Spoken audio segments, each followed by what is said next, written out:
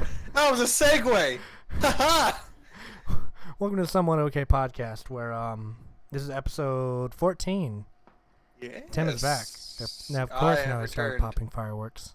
These absolute Oh, mongs. yeah. Anyways, We are back yeah. How was your and trip, going to Tim? stay forever. It was alright, Yeah. Anything It was special happen? rejuvenating. Not really, actually. No. Nothing like too out of place. How was There the? was one moment where it was a little like awkward, but that was Do you, just like do you want family Do you issue. want to talk about it, or are you I not able mean, to talk yeah. about it? I mean, no. It was just weird because we like one Sunday we decided to go out boating, right? Uh huh. And we were out on the lake, and my uncle and my grandpa were talking. Then Right. all of a sudden, my uncle went like postal. It's like got up from his chair, threw a bottle of water, and my grandpa What was the? just like, "Would you stop?" Man, like because the thing is that my grandpa, he's really dismissive of my uncle. Like, and my uncle, he's married into the Right. family.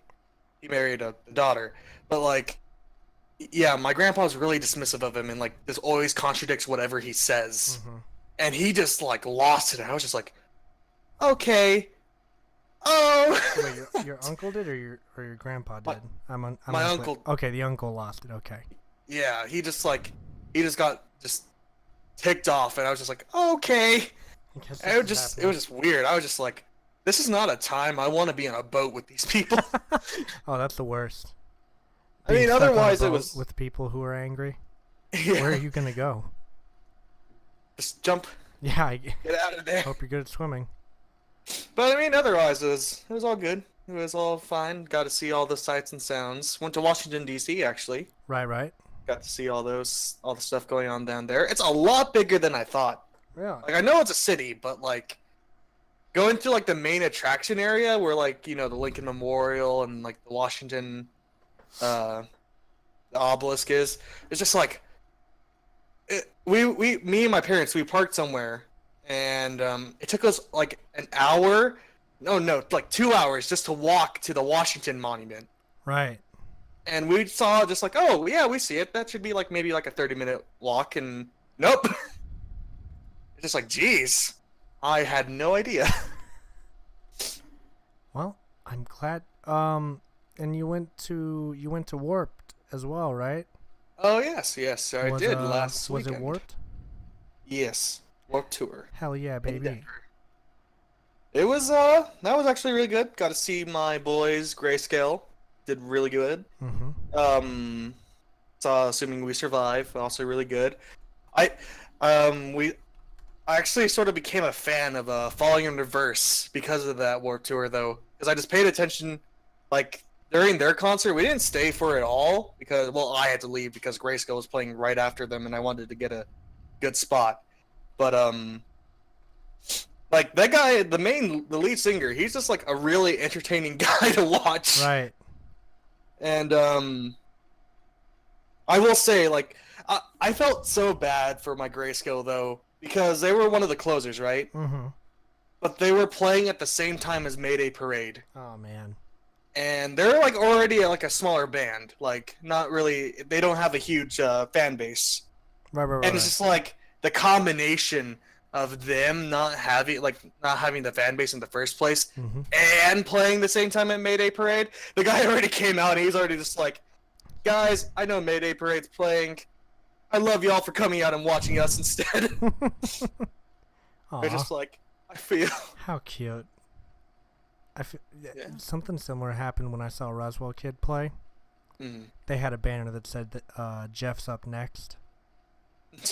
And then also, when the concert started, he was like, "So how many of you people actually know who we are?" And the room was like quiet, and he was like, "Yeah, that's awesome too." And then they started playing. So I relate to that somewhat. I don't know. I was only.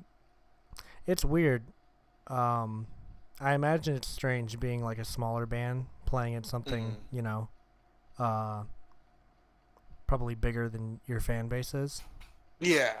It's just, I mean, from what I recall, the way that, bands are selected for Warped Tour is like, it's like a battle of the bands type deal. Uh huh. So, it's just like, they'll have like definitely like the mainstream like big name ones, but then there's like a bunch of smaller ones that can just like pop out of nowhere. Did anything special happen at Warped aside from the show?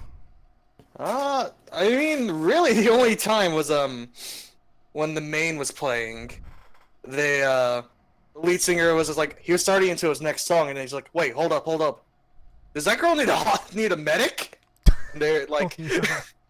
and we were all just like joking because he was like open. It was like the second song, and the first song he was just like joking around about everything, and I was just like, "Oh, he's just joking." And then he's like, "Hey, can we actually get a medic over there?" I was like, "Oh, he's not joking at all." Oh, no. What happened? Do you know? Did she get like stomped out or Prob- something? No, it's probably just heat stroke. Yeah, that's probably true as well.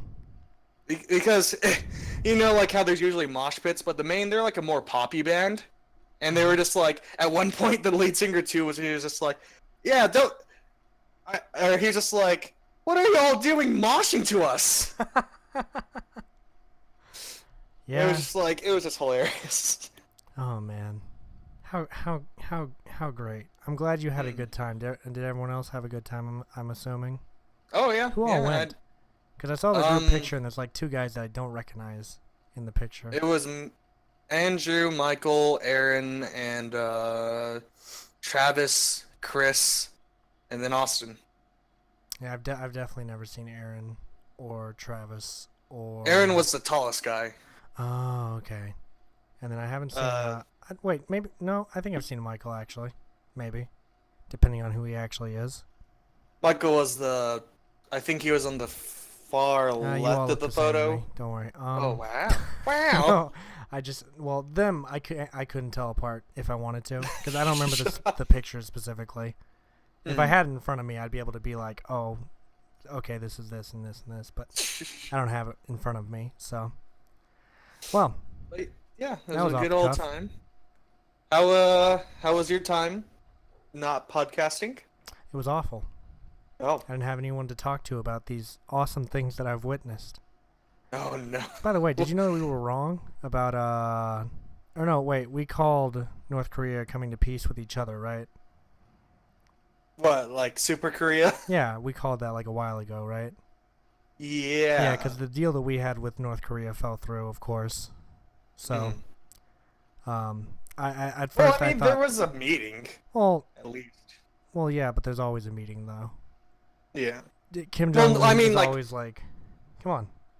Well, no, I mean our deal, like with the nuclear arms, fell through, and we had no predictions about that. So, I'm not catching any flack for that. That was not my doing. It wasn't me. Anyways, getting into the stuff that's in the title. We're gonna start with the weekly roundup, which is a new special I'm bringing to the show because I've dedicated myself to watching. Yeah, it's my fucking show, Tim. No, I just I'm dedicating myself to trying to watch at least a couple movies every week because I recently binged Siskel and Ebert's reviews. And I realized these guys would watch 3 or 4 movies every day. And I was like, damn. I didn't realize how hard that was until I watched 4 movies this weekend.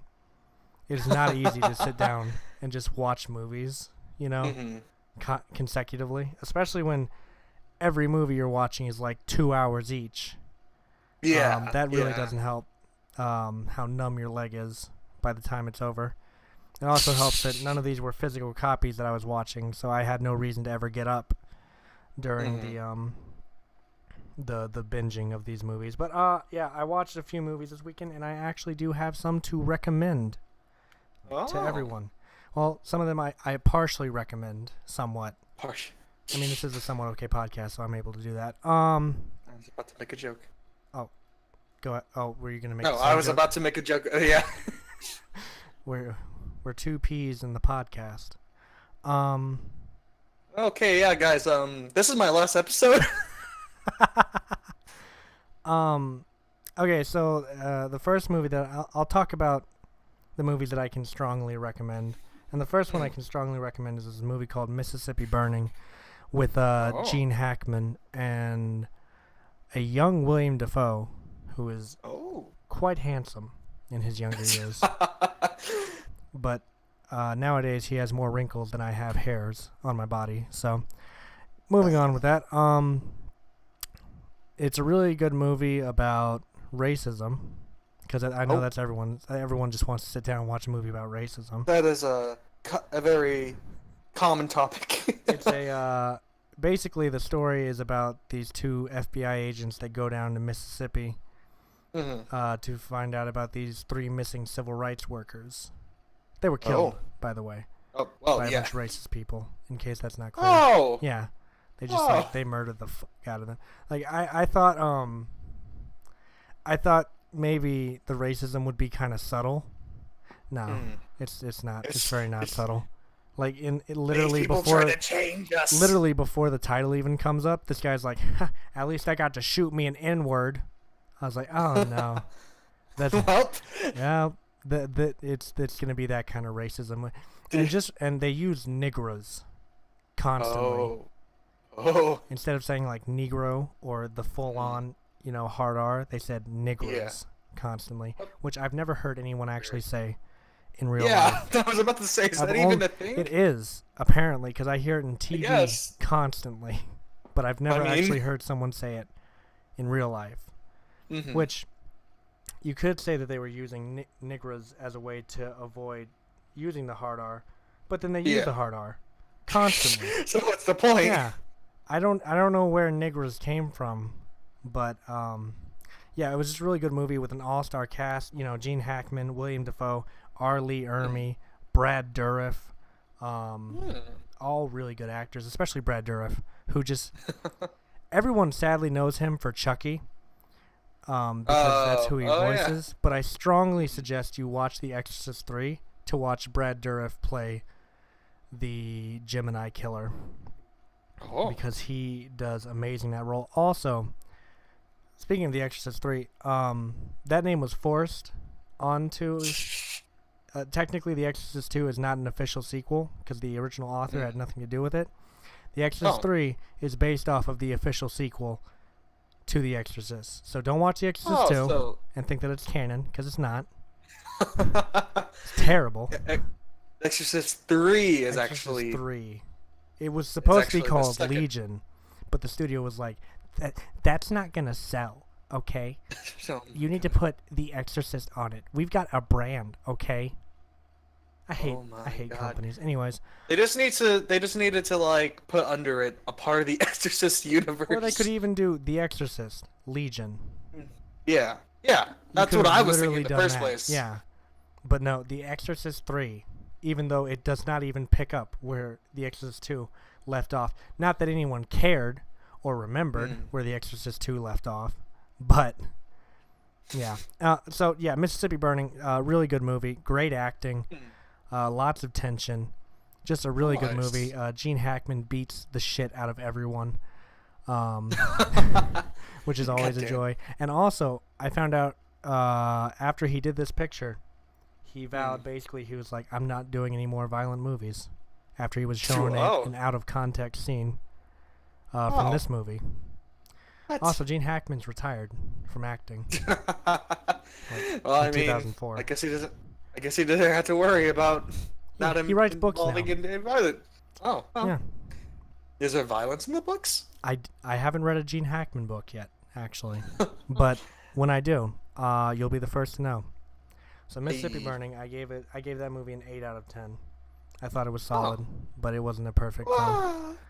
I'm going off my IMDb ratings, which by the way are public. If anyone ever wants to go through those and criticize me for what movies I like or don't like. Your taste is bad and you look bad. I mean, you're not wrong. But moving on to the next movie, because I have 3 movies that I do want to recommend strongly. The next movie is Dog Day Afternoon, directed by Sidney Lumet and starring Al Pacino. Sounds much... Go on. Sorry, or at least from that director. I'm not really good with the whole recognizing names and shit, so correct me if I'm wrong, but sounds like a little bit more indie. You could say that about... Well, I mean, he's dead now, but he was... I guess you could say Sidney Lumet was kind of indie, I guess. He did 12 Angry Men. Oh, so okay, That's never his mind movie. then. Yeah, yeah. Dog Day Afternoon is based off of a actual bank robbery that happened in 1972 in Brooklyn, where there was this Oh. huge media freak out and lots of negotiation and stuff. And Al Pacino is just fantastic in the lead role of this picture. He really carries it. But I still stand by my point that I originally had about Sidney Lumet, which is or Lumet, however you want to say it. Lumet. I still stand by my point that he should write and direct plays, not movies. Because if you watch his movies, this guy he drags out every single action in Dog Day Afternoon.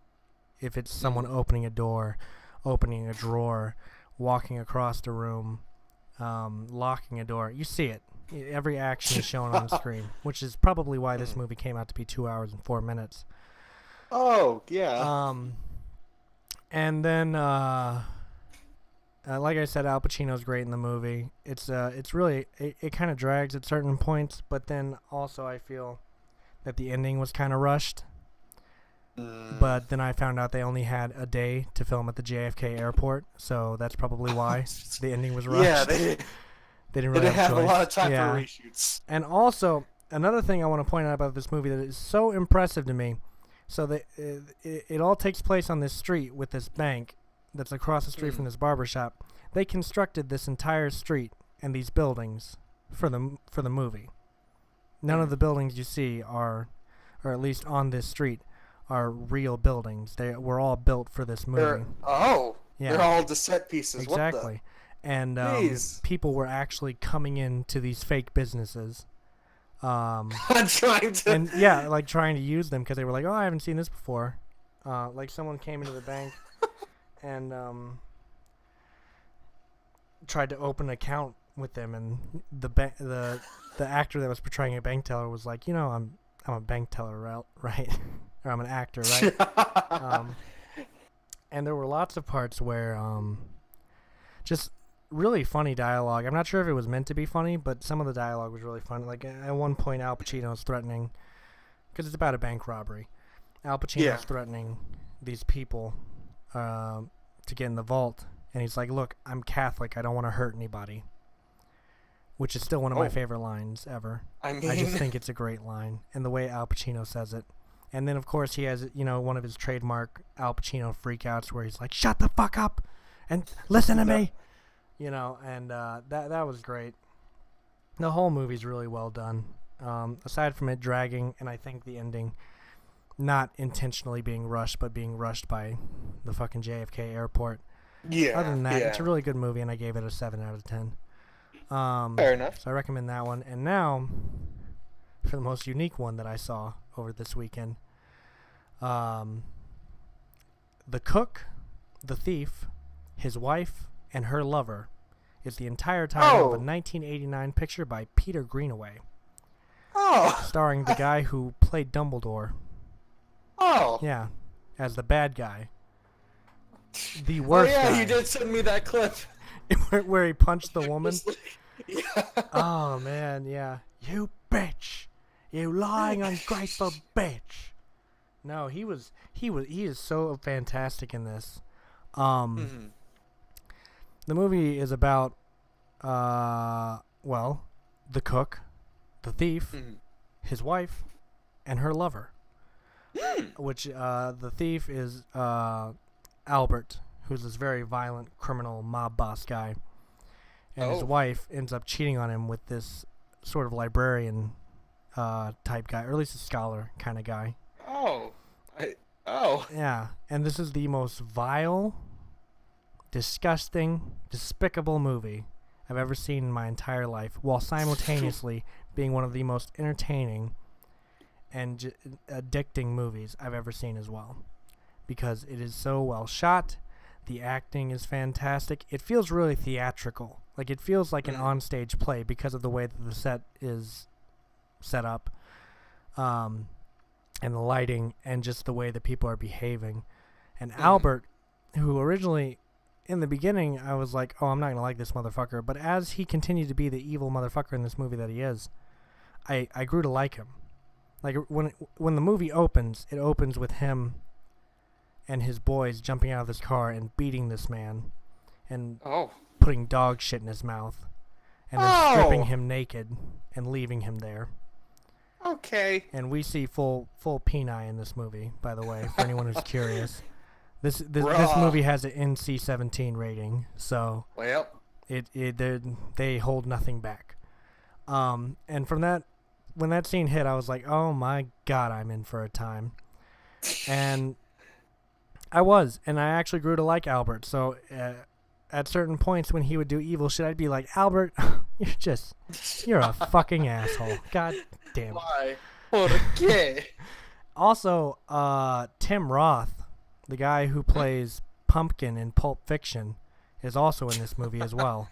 So that was odd. Eat him. You like Pumpkin, Tim?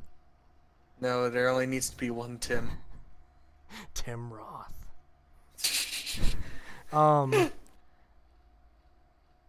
Actually, Tim Roth is where I got the inspiration for one of my villains' names, which is Wesley Roth.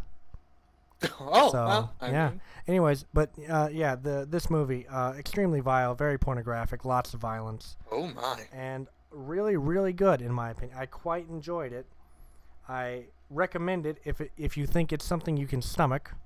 If you enjoy raw, unadulterated. I will say that a dog gets ran over by Albert at one point. It doesn't actually, but it was just very upsetting to see. After I saw on it a scale again, on a scale from Fuller House to Game of Thrones, how? I gave it a 9 out of 10. Well, I mean, like in the terms of like wholesomeness versus it's past Game of Thrones, dude. It's worse. It's worse than Game of Thrones. It just one of the most cruel deaths I've ever seen in my entire life is in this movie. Okay. And I watched all of the like classic slasher movies. This is fucking violent. As a matter of fact, I think this surpassed A Clockwork Orange in just like the level of, just being violent and sort of being a harsh movie is what I'll call it. Movies that are hard to watch. This is a harsh movie. But if you can stomach it, it's definitely worth the watch, and I do recommend it at the end of the day. So, there you go. And I gave it a 9 out of 10. It's a solid movie. It's not a 10. Sound effects. Do we need that? Do we need like a soundboard? That's what I'm doing. Should we get a sound? That's what I'm making up for. Okay. I'm the budget soundboard. Donate so we can get a not budget soundboard. Put me out of my misery. End me. Yeah, no. And whenever we do obtain said soundboard, that will imply stuffing it into my body. And I will just... I'll press a button in my stomach. Almost accurate to how the death I was talking about in the movie went. Oh, no. They literally just fill this guy up with paper. Like, they're shoving paper down his throat, and that's how they kill him. After they've beaten the shit out of this man. That doesn't sound pleasant at all. Not, and he's making... they're, like, talking to each other casually, and you can just hear the guy... And I'm just like, gee, wow, this is difficult. Man, and then the woman gets beaten and raped throughout the movie. It's a difficult watch, but I do like it. Which maybe that says more about me than it does about the movie. But I did enjoy this movie quite a lot. Did I see anything else within the last week that I want to mention? Ju-on the Curse was a lot more fucked up than I remember. It's wow. It was really fucked up. There was a part towards the end that I didn't remember, but this guy basically kills a pregnant woman and then carves her baby out of her and runs up and down the street beating it against things. Her fetus, by the way, not a fully developed baby, but just like a fetus. Well, yeah, but and I didn't catch that when I was younger, right? So I was watching it the other day, and the guy's like, "Yeah, I've got your baby right here." He's talking to the father, and you just see like this red thing in his hands. And I'm like, "Is that? Oh, that is a fetus. This man has a fetus." Well, also, this was a low-budget movie, Mhm. and you know, they didn't have like a company or anything backing it, so they didn't have extras in this movie, I assume. Mhm. But there was this part where this guy comes out of this blood-stained um, telephone booth with the fetus, and he like Oh. trip and falls out of it, and he's covered in blood at this point because he's killed like 3 people. And you see, and there's this couple walking in the background, and they like see him, and they turn around and run the other way. And I just like to imagine that was a real couple. But I Yeah, was just it like, wasn't. oh my god. Those were real people. Those were this real people. They Yeah, just they're not even actors, just and like they're go just out like, on a walk. oh Jesus, yeah, and it's a couple too. They're like, such a lovely night for our anniversary. Oh my god, Oh, got oh TK over no. like beating the shit out of this fetus. Oh, God. God, And it's a just- Japanese well. movie, by the way. I also recommend Ju-on the Curse. I think it's the best of the series. There's quite a few good movies in Ju-on, but I think that the Curse is probably the best of the series, in my opinion. It's fair. I think that's about it for anything new that I saw this week that I have to recommend. Let me see what's on my up next list. So up next, I'll be watching Meribito, Ruthless People, Doubt, About Last Night, and Audition.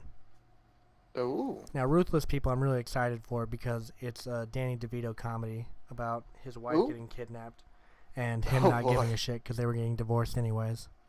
Oh my God. I saw in the trailer, the woman walks up to the kidnapped wife and is like, "We're down to 5,000 now. He wouldn't pay the 10,000." And the wife goes, "I'm sorry. Are you telling me I'm being marked down?" Damn It it. looks really funny. Well, It looks rip. really funny. So yeah, I think that's everything I have to add for my weekly roundup. So we're gonna move on to Tim's Weekly. topic. Roundup. Weekly roundup. We round it up in a week. There needs to be a horse noise or a horse noise. Yes, I concur. I can't do it anymore. I used to be able to make a horse noise. Were you Hang on, I can do it. Hang on. Come on. There. That's the best I can do. I sort of. I can do I I can can do see it. better, but I can't right now. You caught me off guard. I was unaware I'd be doing this to you. You didn't prep. Yeah. Did a voice You work. can ask all of my previous partners about my horse noise because it comes in God handy. damn. Trust me. Oh, Anyways, no. moving on to Tim's first topic. Definitely badass. Oh yes. It's sort of misleading, but at first I wanted to usually just call it a show don't tell. Mm-hmm. But this is just more in the case of it's a very common anime trope. You know, like, or just, and whenever I say anime trope, it's like this, anything that's sort of like inspired by Japanese like film Right. or like animation. It's I just noticed, you know, just looking back at a lot of the shows I've watched, I hate with a passion anything that has like the concept of, oh, this is a school where people are trained to be super fighters or whatever. Because all you ever see is the main cast do anything with whatever they have.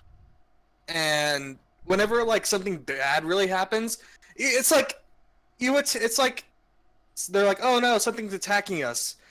But the thing is like you should surmount that to being like, "Hey, they're basically attacking a military fort full of people who know how to kill things, and Right. battle things, right?" But you only ever see like the main cast ever doing anything, and everyone's running, and you're just like, wait, what? Excuse It you? kind of makes me think of the beginning of Assassin's Creed Mhm. and how that guy shows up at the Assassin's Fortress, and I'm like, all you guys are literally trying to do is kill people. Mhm. How are you losing this fight? All you do, literally your job, is to murder. Now should be It's- your time. Not to mention, It's just it looks like you have them outnumbered, and you all Yeah. have these wrist knives. Just go around. You don't even have to kill them right away. Just incapacitate, slit their fucking Achilles heel. Like, just handicap them. You don't even have to kill them right away. That's a thing in that game. It's just I think one of my biggest like it's it's their animated show Ruby by Rooster Uh Teeth. huh. In their third volume, they had the most, looking back on it now, it's probably the most enjoyable volume, but it's also the most trope filled volume Right. because it has a tournament arc. Oh no. And it follows like usual anime tropes that there's no it doesn't get resolved, it gets interrupted. But the thing is that what infuriates me the most is that you see like just the main people who actually has like names and like actual screen time. Right. They are just like, okay, we're called to action and we're ready to fight, and everyone else is like running away. Uh huh. And it's like, okay, I guess you can say that they were fighting because they were in the tournament or whatever. They had their weapons ready, right? Right. Except they already explicitly showed this in like the first two volumes, and they show it. That's how like a bunch of them got their weapons in this sequence. Is that they have Oh like no. lockers that will like perform like artillery shells and like launch to your location, drop on weapon. And I'm just like, why isn't every other student doing this? Man. You Yeah. all are trained to kill these like monsters. Another thing that I hate in conjunction with that same topic is how Mm. we have this super badass character, except when he's not. Yeah. Like, something that's always bothered me is how in the Grand Theft Auto series, Mhm. I like continuity. So whenever my Yeah. character can survive like getting run over and shot Mhm. multiple times, but in a cutscene he gets shot in the leg and now he's handicapped. Yeah. And this GTA isn't the only thing that's guilty of this. Lots of games are guilty of this because it's just like Mhm. it's convenient for the story that he is weak now. But like Yeah. this motherfucker was tossing cars 20 seconds ago. Like he was deflecting it's cars with his fucking shin. in those cases, it's just really a difference between gameplay and Which I hate. actually trying to tell and actually trying to tell a story Yeah, that's because the thing.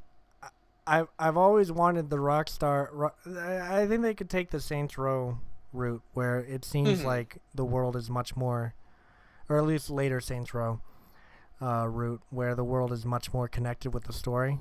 Mhm. Because uh, when I talk about this constantly, but in a Grand Theft Auto game, whenever my character is like murdering people in the street for fun, then he goes inside and the person's like, "I need you to kill this guy," and he's like, "I don't know if I can do it.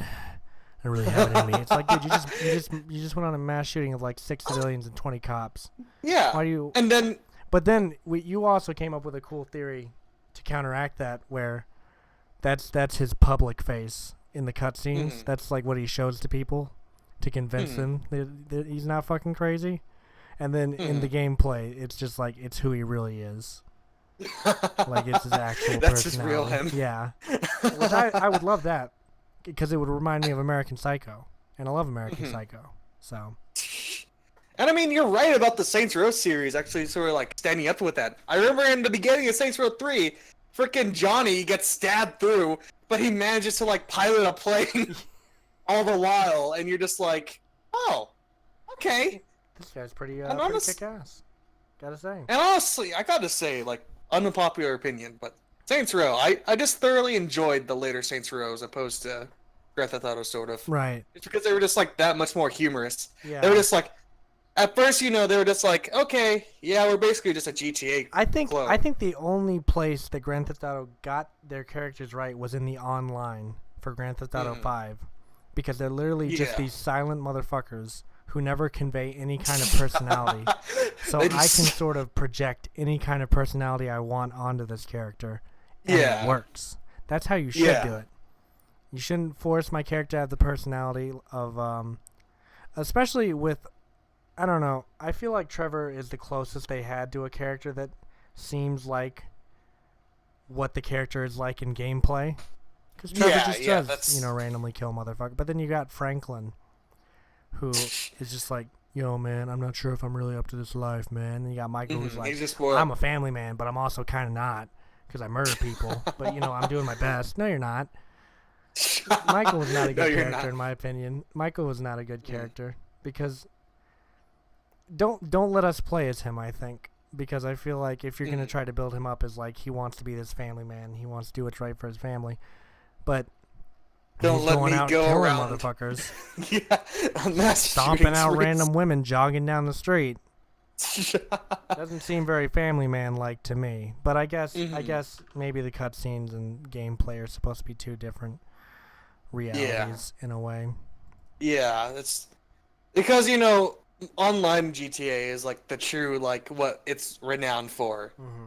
It's being able to go out and do whatever you want. Yeah. And in the campaign, it's just like, yeah, you can do whatever you want, but like there's story stuff that also The happens to be going on. the one game that I think did the definitely badass thing truly right Hmm. was the Punisher game. Oh. Because he holds to his character and he goes around killing motherfuckers the whole time, and the only time that he is ever really sort of powerless against someone is when it's someone who you're like, yeah, that person would be more powerful than Castle would be. So yeah. okay, that's fine. But for the most part, when you're tearing through the regular goons, you're fucking tearing through these guys, dude. Like there's this one you do executions in that game, and there's this one where he like fucking slits this dude's throat and then fucking throws him out of the way. Like the Punisher in that game is kick ass, dude. That game is kick ass. Can we get a new age Punisher game? The last Punisher game that I'm aware of was in 2005. What's going on? How is that not something that can be tapped into? And another thing that I brought up the other day on Twitter, actually, you can proof check me on this, because I literally tweeted it. I said The Purge would make a better video game than a movie. True. Cause, A horror like survival game. and that's the thing, that you can change it. Yeah. You can have like an action portion, you can have a horror survival portion, and it can work.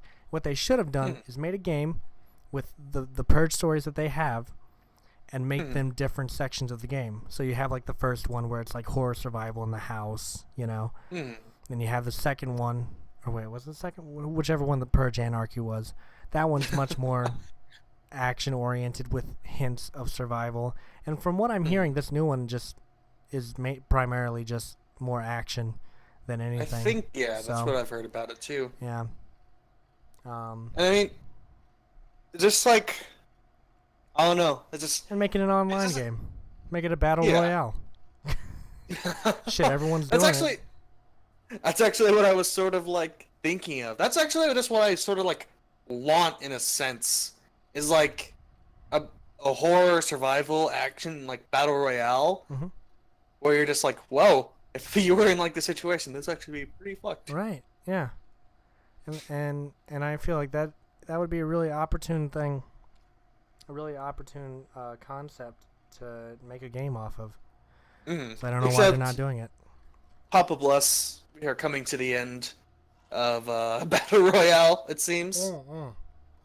Fortnite isn't really the hot topic anymore. Thank God. I mean, it probably still is pulling in plenty of views. Don't get me wrong. Well, I'm sure it's still very popular with the people who actually play it. Yeah, it's just like, but you don't hear about it. It's not in my news feed every day anymore. So that's what really matters to me, anyways. Because goddamn, could I not stop hearing about that game? I know, and it's just. And I'm not even trying to knock people who like who do enjoy it, because enjoy whatever you want. If you like Fortnite, fucking love Fortnite. If you want to jerk off to the characters in it, do it. I don't fucking care. Do whatever you want.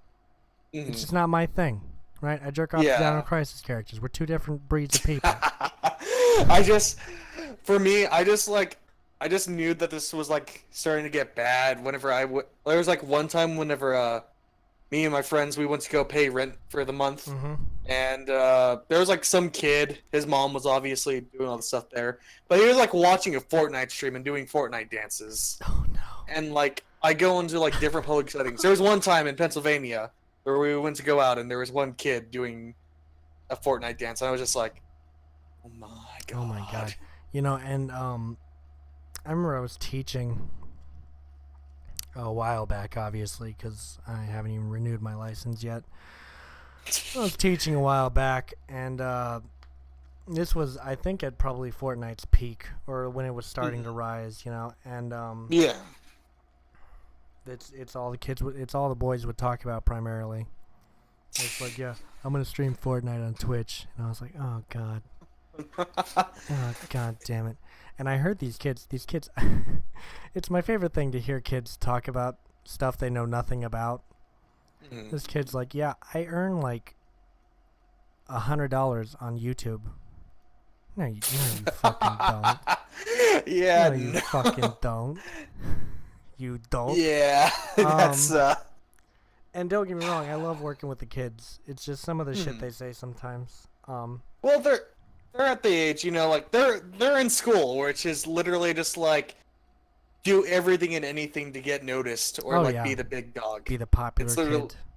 Like honestly, elementary school and just like high school and middle school in general, those actually feel like more cutthroat than actual freaking business. Oh yeah, like relations. Oh, yeah. Because everyone will like discriminate against each other a lot more harshly than what you'd actually find. Oh yeah, absolutely, dude. They can't be trusted. We need to kill them. Like in. No, I'm kidding. I'm kidding. I I'm love kidding. Anakin Skywalker. I'm kidding. Damn. I have this skit that I can't wait to tell you about. I think you're gonna love it. Oh, it's gonna be the next topic, but go ahead with what you were about to say. I mean. Or were you done? I mean. Choose. Oh no. Let me just think of another. Yeah, go ahead. Let me just think of another source of my rage pertaining to this. Definitely badass. I will actually I will say sort of in the game Lost Planet 2, which is like it's actually a pretty good favorite of mine. Right. It's like it's a lot of the primary thing is that you're on a planet which is like really hostile. Yeah. And gee willikers, they really show how hostile that planet is. Because like actually you sort of hear it in other games, but like you're like in an enclosed facility, so you never actually have to deal with it. Right. But like in this game, I remember the first cutscene is like you're just like everyone's just sort of like nicknamed pirates, just because everyone's stealing from each other just to basically survive. And you're playing as like unimaginably called the Snow Pirates, and you have to go to the jungle to steal from the jungle pirates, basically. But there's like this main helicopter force, and there's like hundreds of helicopters all going around, and you're just like, yeah, wow, this is like D-Day. Then all of a sudden, the aliens start coming out, and they're like basically flying blades, and they're just like tearing everything apart. And I was just like, oh no. And then there's just so much death and destruction. I'm just like, how did any of you live this far? And I mean, I guess it's sort of like a half and half, because it's like, yes, it's showing how good or how deadly the planet is. But the flip side is like, how are any of these people living if they just get smashed this hard? Right. Anytime they try to go somewhere, because there's like hundreds of helicopters with men with machine guns, and they're like ready to shoot anything, and they're just getting all decimated. I'm just like, oh no. Oh no. Oh my.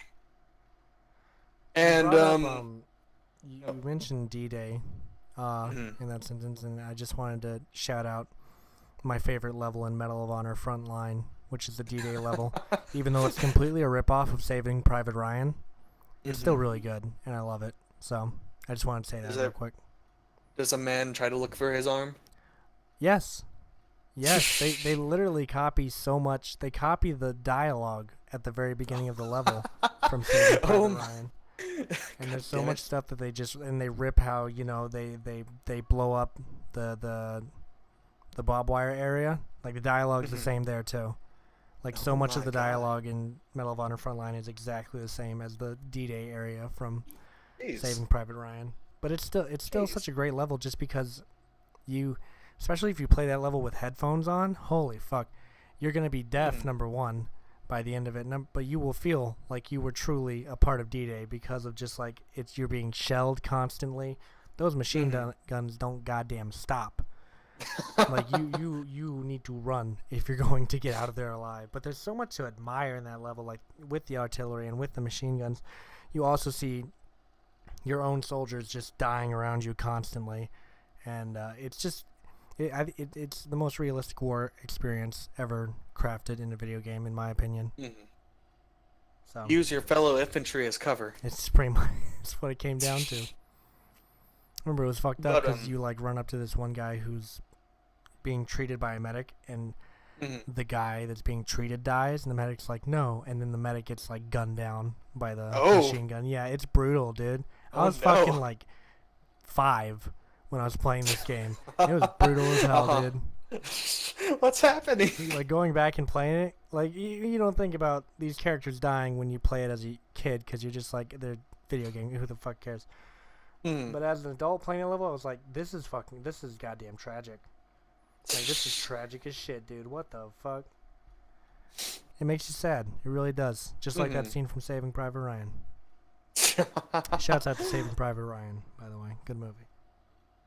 And you know, as much as I enjoyed the Halo franchise, but I also gotta say, at the same time, they're sort of like not in the good boat too, because really they're just relying on Master Chief to get stuff done, right? Yeah, pretty much. But whenever like there's Marines around or whatever, they can't hold anything. If you're playing like if you're at easy, sure they'll be able to hold off people, but once you're normal, you're just like, oh, there's like 5 Marines here. This should be fine. I'm being massacred. Walks back, What do you know? like walks away for like 1 minute, comes back, they're all corpses, and I'm just like, how? See, that's one thing. You That's one thing you can't complain about in Hunt Down the Freeman.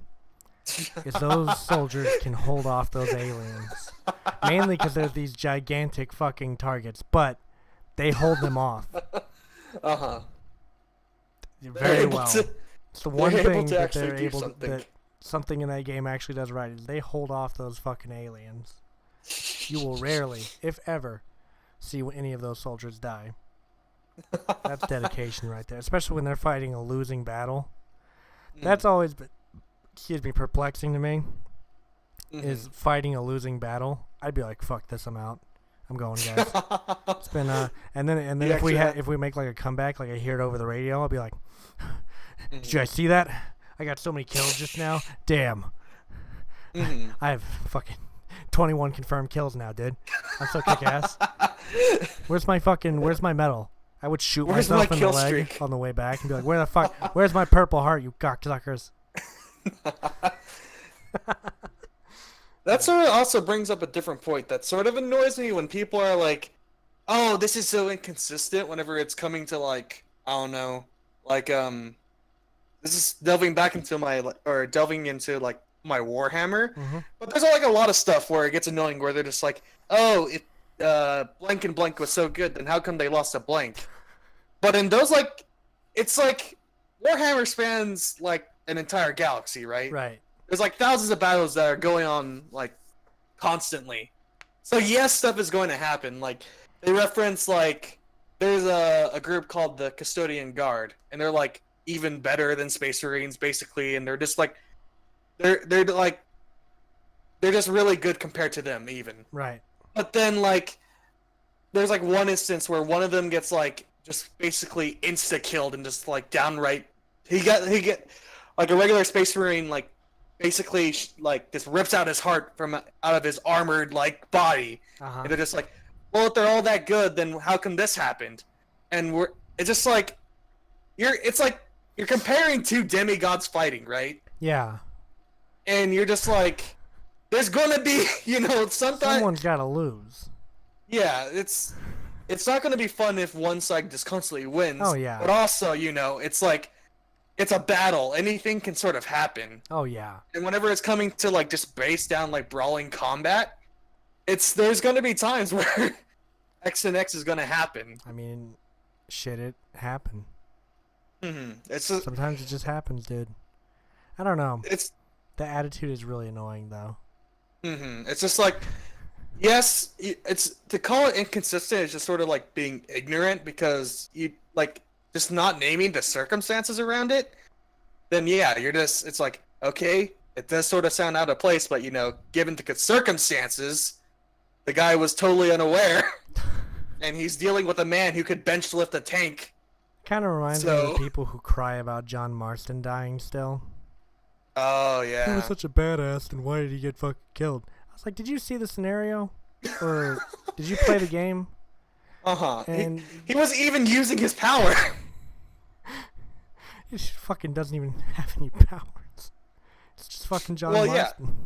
He's just a Yeah, guy well, who's I'm really just good like, with a I'm gun. referring to like Deadeye. Yeah, well, he does use it, but he Mhm. can't use it long enough to take out all those people. Like, in what realistic? Because that game was, I didn't live through the Wild West, so I can't say. But Mhm. I think that game was fairly realistic for what it was. Mhm. Realistically, do you think that he was going to win this gunfight? Because He at literally. least in other situations, like, he could take cover, he could fucking, Mhm. this, that, and the other. And if he tried to run away, they were just going to gun him down. If he tried to ride Yeah. off on the horse with Jack and his wife, then they were going to die too. So it Yeah, was just they were like, just like it was a get character chased that down. had to die. Mhm. Just like Just Cole Phelps in maybe if he fucking like LA took Noir. cover and tried to prolong it, maybe it's Yeah, like he could maybe. have had a chance. But like he just like walked out with no cover at Mhm. all. He's just like, all right. I And mean, if you yeah, really he think about it, he was pretty fucked, honestly. mhm. I mean, because all he had was those barn doors, which they would have easily shot through. Mhm. So it's like, what could he have done in this situation? And in most other cases where you were having those fights, you were in these huge areas Mhm. where It's, they were on this side and you were on the other side, and you had cover and shit, and you had mhm. time to like strategize and all this other bullshit. But I don't know. I mean, I'm not happy that he died. It's not something I Yeah. wanted to happen, but I mean, it It's a happened. sad thing, but I to acknowledge call it that. just like just to call it stupid or like inconsistent, it's just like No, no. you're just whiny, dude. Like, shut the hell up. Now, I'm still hoping Half-Life 3 comes out and they kill Gordon Freeman. That is my dream. Like, because I just see all the Valve fanboys just shitting themselves for years because their hero, their untouchable, perfect hero, dies. Dies. Like, John Marston, he got one game. Can you imagine? How much time they've spent with Gordon Freeman. They've spent how many games with this fucking guy? Like, and then to kill him, man. Valve doesn't have the balls, but it would be pretty fucking cool, in my opinion, at least. I dig it. Just to touch on that topic though, I don't see why people put him on any list of being like super powerful. He's not. Gordon Freeman. He's not. It's like he's just a guy in a suit, Yeah, and apparently got he's just very smarter than lucky. any other rebel. Yeah, and aliens apparently as well. And I don't know. I mean, he's never. I mean, I guess you could say, he survived the Black Mesa incident and defeated, like, the head alien and all this shit, but, like, Hmm. it could have happened to anyone. Yeah. Otherwise, he's in like a slightly armored radioactive suit, Yeah. and Sort of got an he advantage. just has over really most good other survival people. skills. Yeah. Yeah. Kind of got an It's like- advantage. It's like sure against like regular other people, yeah, he's gonna be definitely a lot better than them.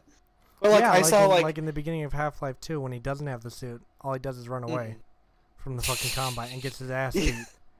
uh-huh. So, But like I just remember like years ago, they'd make comparisons like Gordon Freeman versus Master Chief, and I'm just like, oh please. what? Oh, he'd get fucking annihilated. What? Yeah. This doesn't make any sense. Yeah. You're talking about a guy with good survival skills, a decent piece of like armor, A quote fucking unquote, super soldier with goddamn versus regenerative armor too. with shields. It's just like, yeah, no, he's not gonna win. No, he's absolutely not. And I don't know. I mean, it's fun to think about things like that, but when you get into the nitty gritty Yeah. of it, Gordon Freeman wouldn't win most situations.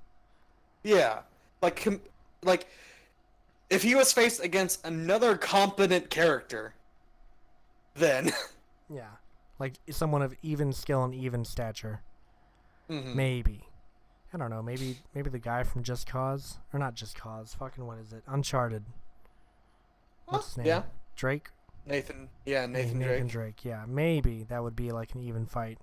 But even That then, would you be. kind of have to take away Gordon's suit because it gives him an unfair advantage over most people Mhm. that would be Like, within his skill set. yeah, just like comparing, just like badass people, just like John Wick's sort of. John Wick is kick ass. Hell yeah. But like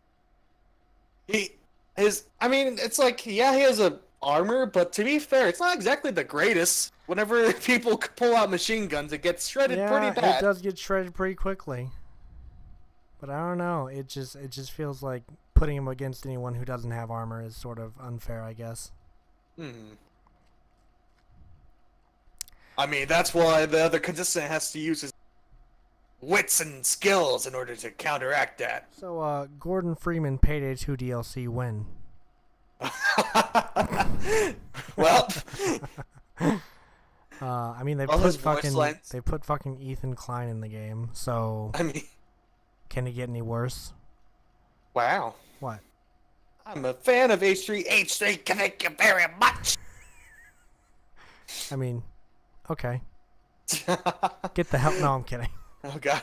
No, it's fine. But like, I would only accept that DLC though, if all his voice lines were just the rebels saying stupid stuff. Just Freeman. Freeman. Gordon Freeman. Hell yeah, it's Freeman. Hey, it's That's the. Gordon Freeman, guys. Literally, all of his voice lines are just other people talking about him. Yeah, that's this his He like does the get recognizing down him. motion. And they're like, "Oh, you're Gordon Freeman. I got tied up by Gordon Freeman. I've been shot by Gordon Freeman." That would just be amazing. Now that I could watch for hours. Just I'm being ties robbed by that person. Gordon Freeman. Just ties that person. I can't believe it. It's Gordon Freeman. Gordon Freeman. The Gordon Freeman heist. You steal his HEV suit back.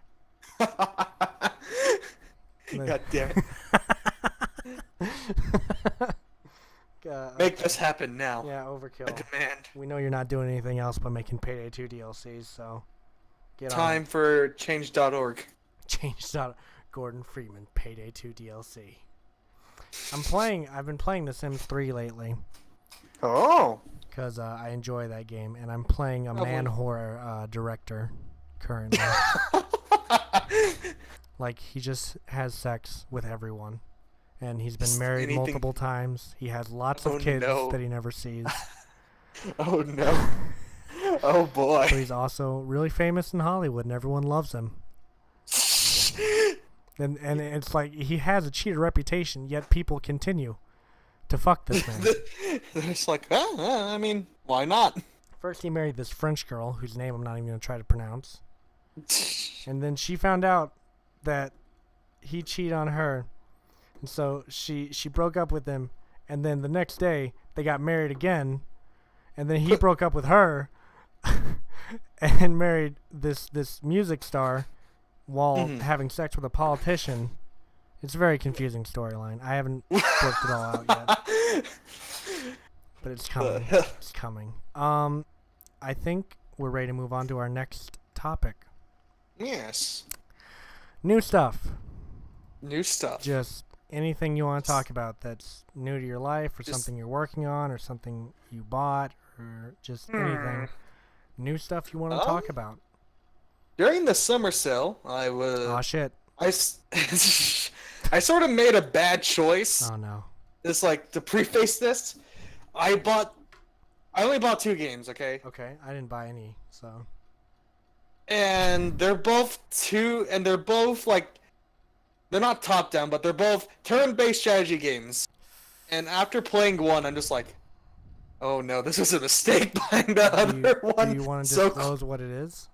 yeah, one of them is called Templar Battle Force, I'm looking and the at other it. one is called Valkyria.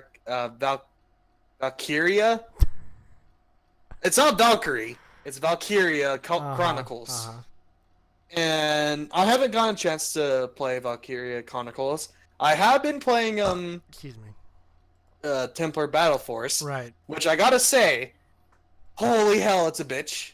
I'm a pretty big I'm a veteran in turn-based strategy games. Right. But this one, jeez, there is this like, man, It's rough, I take it. enemies hit hard. They're just like, yeah, you gotta be careful. Don't let enemies get near and melee you. I'm just like, well, it can't be that bad. Right. Well, guess what? It's that bad. It can be that bad. Horror. I will say, like, it's really pushy with its storyline, but I do sort of enjoy the concepts that it does. It's implying. Mm-hmm. For the first off, it's like it is basically just like a ripoff of a Warhammer 40K thing called Space Hulk. But I gotta say, I enjoy like the sort of like plot line it gives. The overarching one, I'm sort of not vibing with. It's pretty generic as far as like a space conflict goes. Right. But like for the main thing about like the Templars themselves is actually sort of like it's a cool concept. Mm-hmm. Because like the way it works is like the overall basic narrative is like, oh, it's just like humanity is like sort of like got spread apart and now they're just trying to like colonize different planets and trying to rebuild or whatever because some big bad group called the Federation or whatever attacked them or something. Mm-hmm.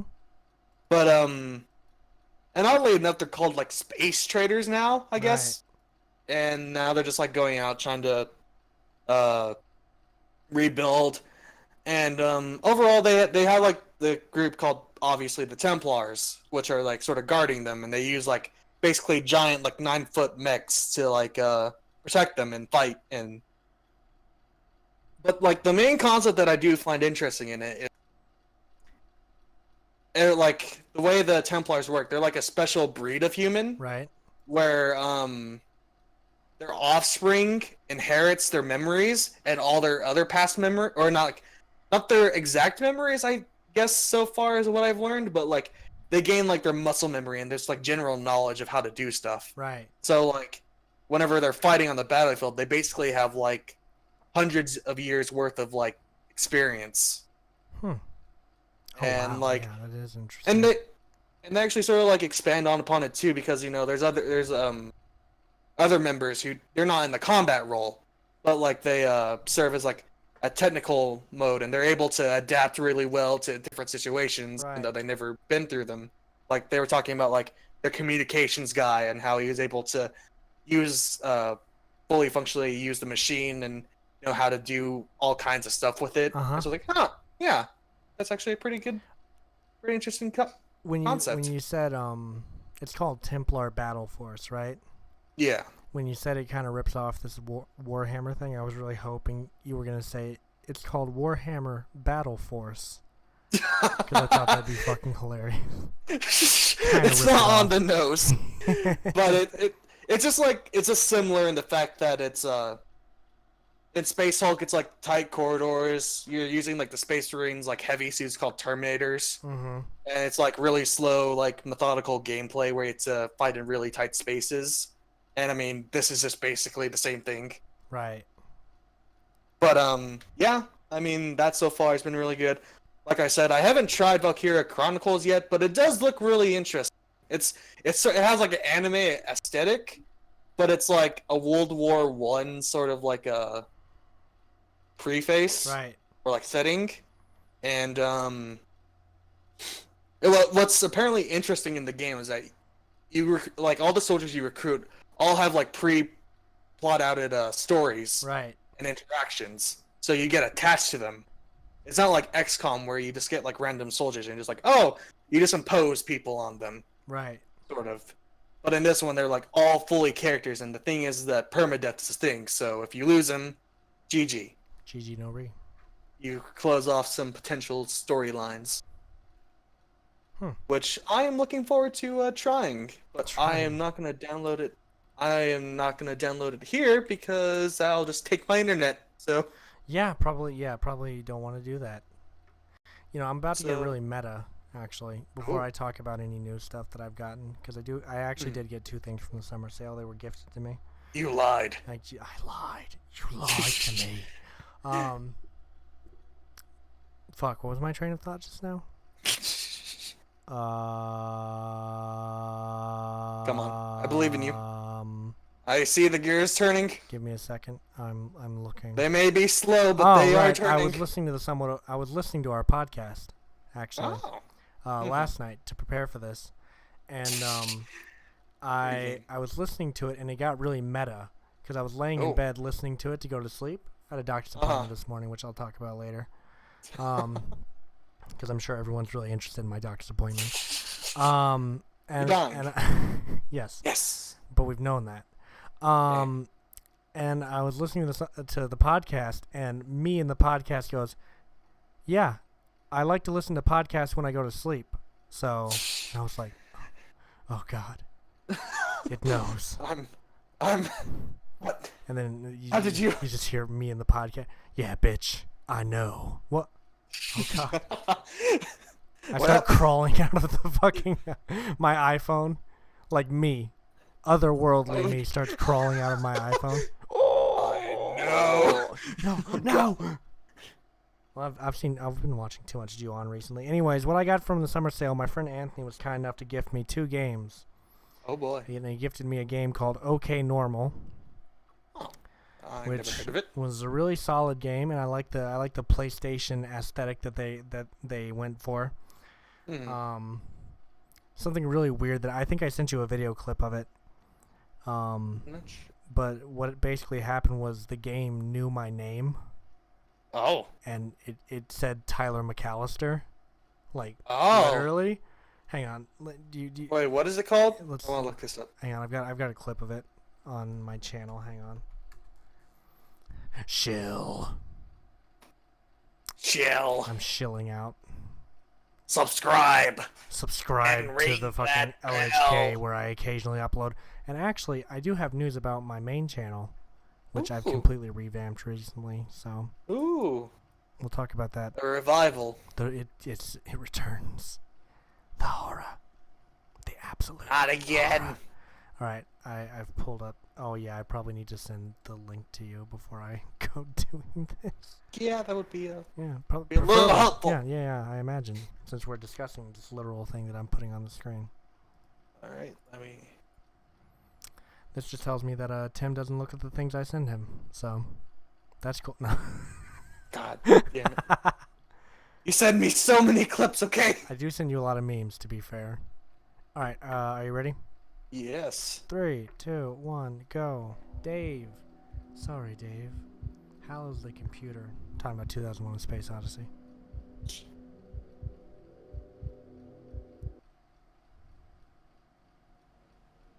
All right. Whoa! What the fuck? Well, why does it have my name? Oh man, it probably got it from the Steam information. Holy shit, that's fucked up. That's fucking crazy. Oh boy. Wasn't that fucked up, dude? Yeah, that would freak me out initially too. I'd just be like, I was like, whoa, what the fuck? Wait. Yeah. Why does it know my name? Yeah, that's at first I too would have been like, wait, what? And then like, oh well, I mean, it's on my Steam profile, so it's not on my Steam profile is the thing. They would have had to have gotten that from an internal place within Steam. Oh. Like, logged back somewhere. Oh, jeez. Yeah, right? The fact that they have coding just to, like, sort that out, too. Jeez. Yeah, there was some controversy on the Steam forums about that. Some people were kind of like, I don't know if this is okay. Am I getting hacked right now? Am I being scammed by a Nigerian prince? Are you selling my information? But yeah, I went back recently and I completely revamped my YouTube channel. I privatized a lot of stuff, and I primarily left up stuff that I feel represents me presently and also is not embarrassing. So yeah, if you want to check out my YouTube channel, it's I've also changed the name of it. It's no longer Tyler here on YT. It's now my name. Tyler McAllister, because I'm trying to represent myself. Just clean cut. And moving on to even more exciting new stuff, I'm really excited about this. Shit. Oh no. Anyway, also the other game that Anthony got me was Yume Nikki, the reimagining of Yume The Nikki what? that came out. Dream Diary. It's just you, May Nikki? Yeah, Yume Nikki. There's the original version, which came out in 05 and was a huge cult classic game. And then they did a reimagining of it in Unity, I believe. And it's getting shit talked a lot, which I don't agree with, because I think it's pretty all right so far. I like it so far. I think people just don't like that they took it in a 3D direction. How do you spell that? Because I'm trying to look it up right now. Yume. Yume. No space. Nikki. Oh, is it just free to play? The first Oh, one. wait, no, that's the first one. Yeah, the new one. Dream Diary? Yeah, that's the new one, which is like a 3D reimagining of the new one. $19. I got it on sale for like $13, so that's cool. Well, Anthony gave it to me for like $13, but it's I recommend you play the first one before you play this one, because otherwise you're just gonna be like, this is fucking stupid. But excuse me, Yume Nikki means Dream Diary. Oh. And basically you play as, I forget the girl's name. I always forget her name. But you play as the girl that you see in the game.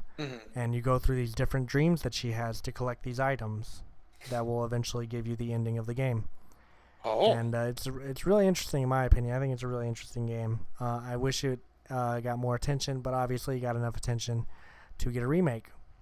Fair enough. And also, the person who made the game, we know nothing about him or her.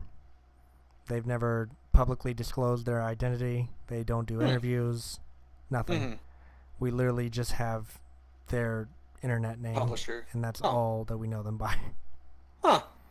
So, there's a bit of mystery surrounding it as well. I emailed them and actually talked to the creator of the game a few times. In Japanese, so that was cool. Gee willikers. Gee willikers. And actually... Weeb talk. What? Weeb talk. Yonde tsukuremasu ka? Kawaii desu! Nani? Nani? Nani. But something that I'm really excited to talk about. Do you remember a while back when we talked about Bomb the Music Industry's Vacation? Oh, yeah. And talked about how people were price gouging for it, and it's really hard to get record. I've bought it. Hey! It'll be here on the 16th. How much did you get it for? I got it for... I was watching this one for the longest time. It was for like some odd euros or whatever. It was like $59 in our money. And then I woke up. I would check on it every day because I was waiting to get paid, and I would make sure it was there every day. And then one day I woke up. And it was gone. Rip. And the only other one is $124 Canadian one. Yeah, so I said, fuck that. And I was going to wait for either that one to go down because that guy's never going to sell it otherwise, or I was going to wait for just a cheaper one to pop up. And a cheaper one popped up, and I got it for $75. Huh? I mean, that's a lot better than 120. Yeah, exactly. I was like, fuck that. Plus shipping. 125 plus shipping, which is like $12, so like 130 some odd dollars. Fuck that. And this guy didn't even charge shipping. It's just the $75. Yeah. This guy's right as fuck. And I ordered it over the weekend, and he was like, "All right, I'm gonna send it on Monday," and he sent it today, and it'll be here on the 16th. It's the original pressing of this album. So nice. It's like it should cost me a fuck ton, but it's costing me considerably less compared to how much it should cost. Well, damn, nice, man. Yeah, I got really I was debating whether I was gonna buy it or not, and I did, and I'm gonna cry when it gets here. I'm just gonna bawl my eye, and my mom's gonna be like, "Why are you crying like a little bitch?" And I'm gonna be like, "It's here." I've completed the Holy Trinity. Actually, it's like 6 records, but whatever. And she'll be like, Trinity sounds a lot better. Yeah, Trinity sounds a lot cooler. I mean, the Trinity Killer didn't just kill 3 people. Dummy. God damn it. What? Hey, you're not wrong. That was one of the few good seasons of Dexter. Okay, come on. But I mean, hey, you gotta. But does this mean a hashtag unboxing video on your new channel? I was actually thinking of what?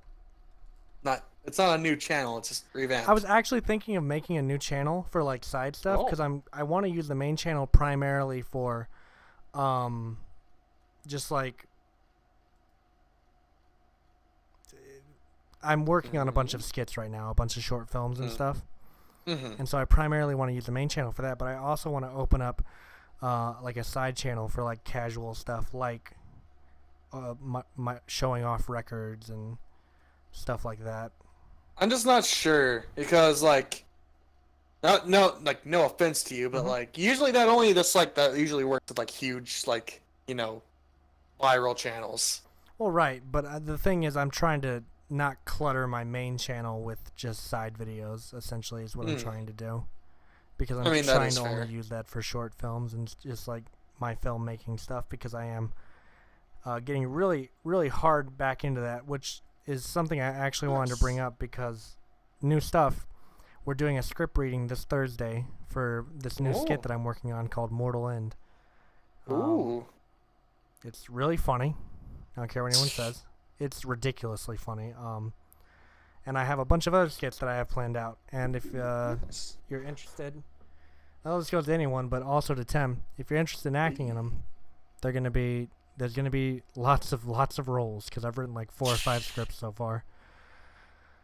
And I mean, I'm not aiming to make the longer stuff that I used to way back when, because no one has the time for that. So these are like 5-10 minute just quick things. Comedy skits. Sometimes they're serious, sometimes they're intense. It's just gonna vary, and it's just gonna be whatever I want to write. Like I'm writing this one, or I haven't started writing it yet, but I'll go ahead and disclose it now because people will forget about it by the time it comes out. But it's basically this one that I want to symbolically represent the political climate nowadays. No. And it's about these 3 roommates, and each of them, like, you have the very far right one, you have the very far left one, then you have the moderate guy, which is just me. Hello. Yeah. And basically, the 2 really political ones are watching TV, right? Oh boy. And then the moderate guy walks in because they're like, "Hey, come here."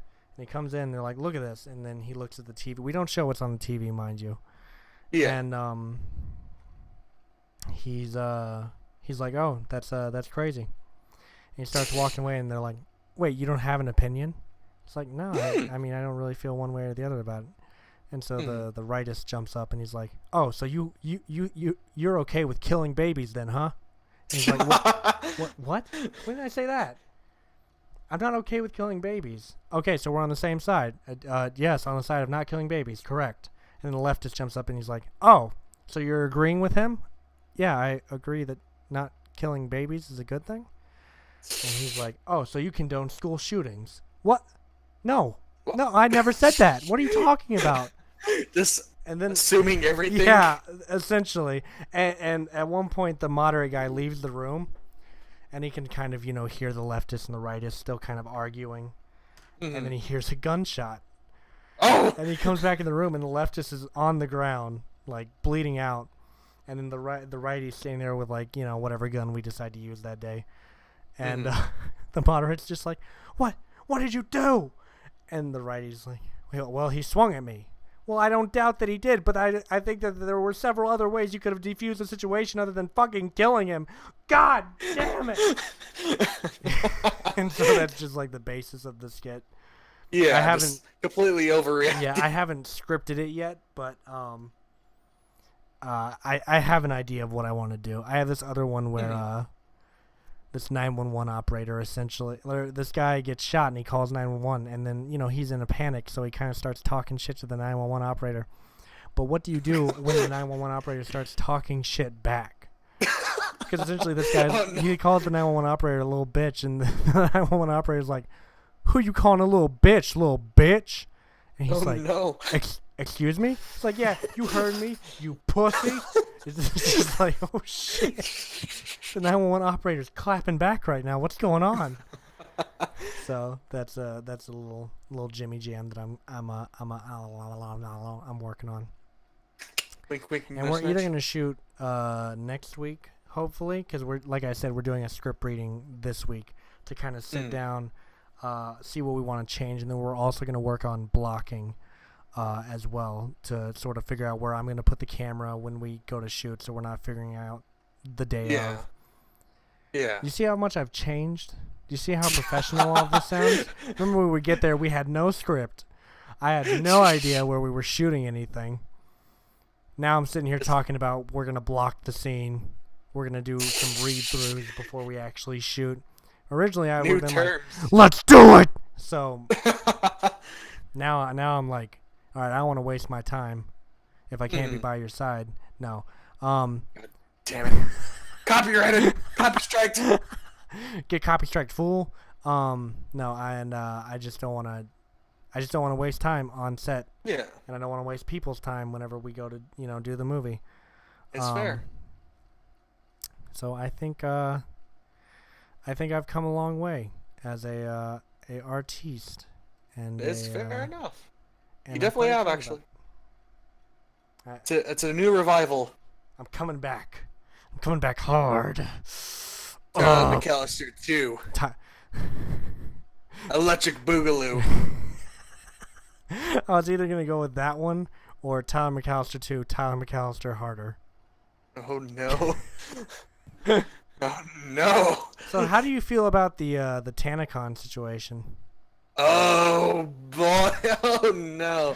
You didn't think I was gonna bring this up, did you? Oh no. Well, guess what? I brought it up. Dude.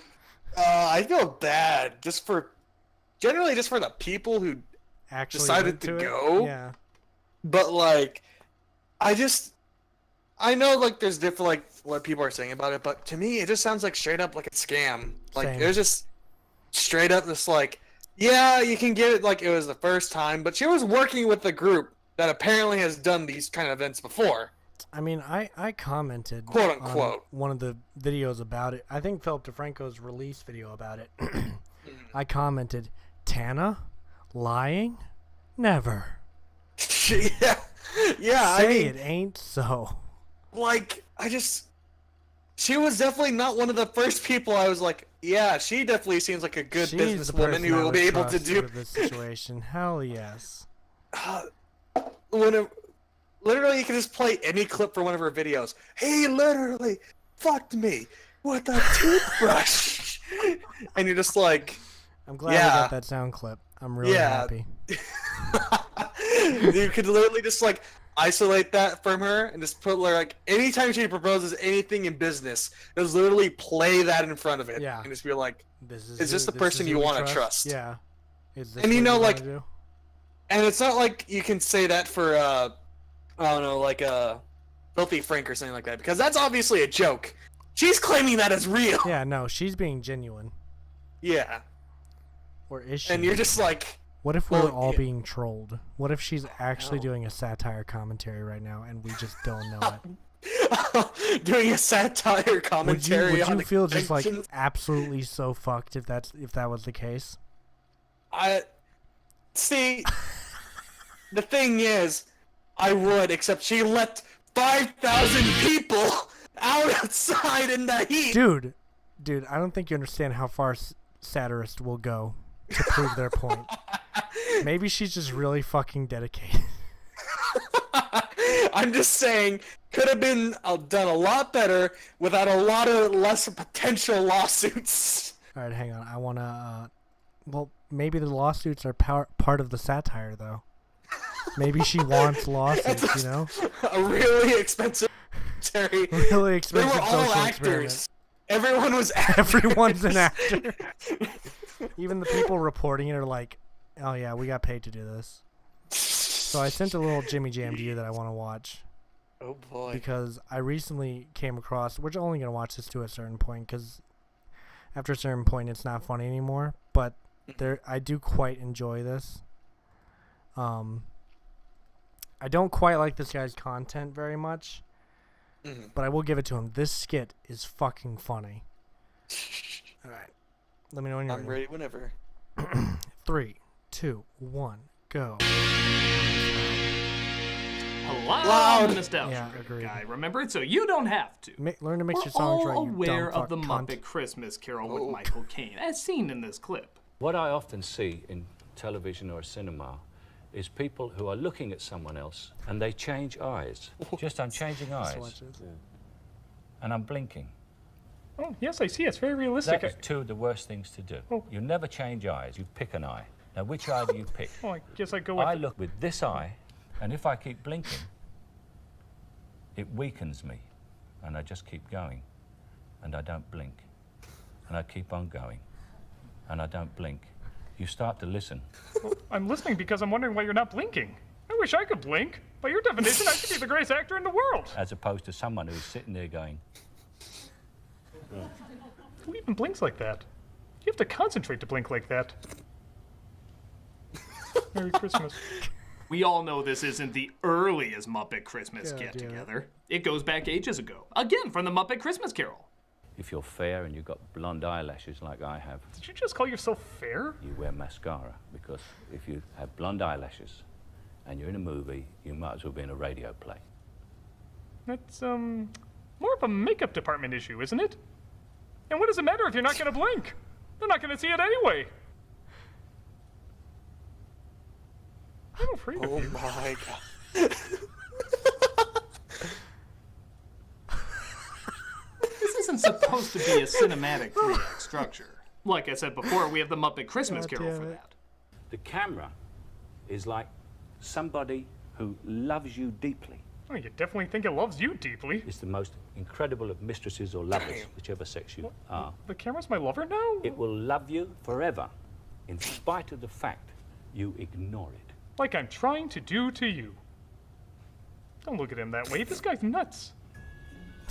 I'm the Nostalgia Critic. I remember. Not so right. bloody We're fast. gonna stop there because that Michael Caine impression is awful. Okay. Also, I love Michael Caine, but that was one of the weirdest master classes I've ever sat through. I've watched the whole thing where he's talking about if I blink, it wakens me. I know, that was just like, what? I think people just blink, like unless you're trying to play a psychotic character. But I'm fairly certain most people just blink. I mean, normal people. I'm not a professional actor or anything, but well, actually I am. But Wow. hey, fuck you. Cuts to me. A Muppet me. And it's just like, wow. Think of yourself a lot.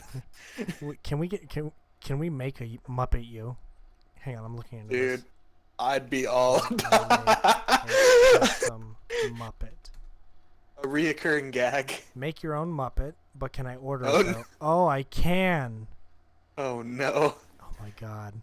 I am going to make the fuck out. How much would this cost? It's going to cost me quite a lot of money, but to be honest, it would be worth it just so I could mock you from time to time. It's just, I'll just be like, hey, can you check out my new video? And then it'll just be like me. And I'll just be, Fucking what? during my live streams, I just like bring up the Muppet you, and I'm like, let's ask Tim. What do you think, Tim? I don't know, Tyler. I'm a dumbass. Okay, thank you, Tim. Anyways.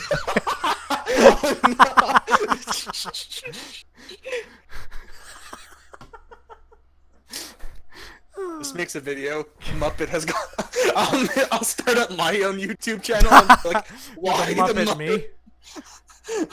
me? Regarding accusations. I don't know. I'm Tyler. I'm just a pretentious cunt. Just taking shots at each other. Just for no reason. And then we come on the podcast like, oh yeah, so how you doing, Tim? You enjoying life? Oh, We just yeah, act I like know, it's not just- happening. But occasionally Just also bring completely up the ignored. Muppets again. Oh, let's ask Tim's twin. What do you think, Tim's twin? I think Tim's a real dumbass like me. Okay, thank you, Tim. Oh yeah, Tyler, what do you think? I don't know what I'm really talking about, so I can't say. Thank you, Tyler.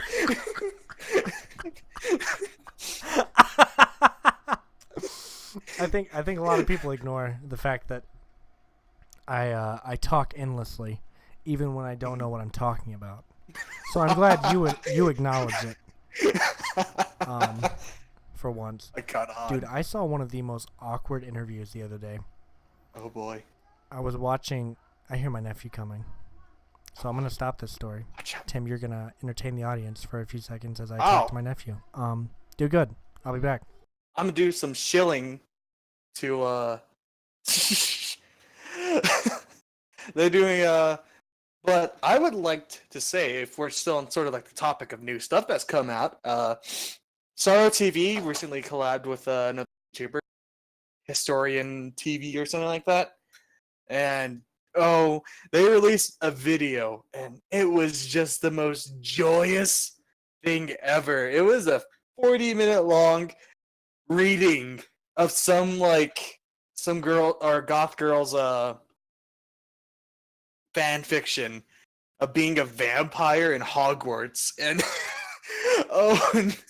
it was just amazing. There's like my favorite bits because she would make like these like dude, have you specific never parts. read My Immortal? No, You I are missing haven't. out, dude. But whenever, because do you know what I'm talking about? Sorrow TV collabed with somebody else. Dude, Internet Historian is my favorite.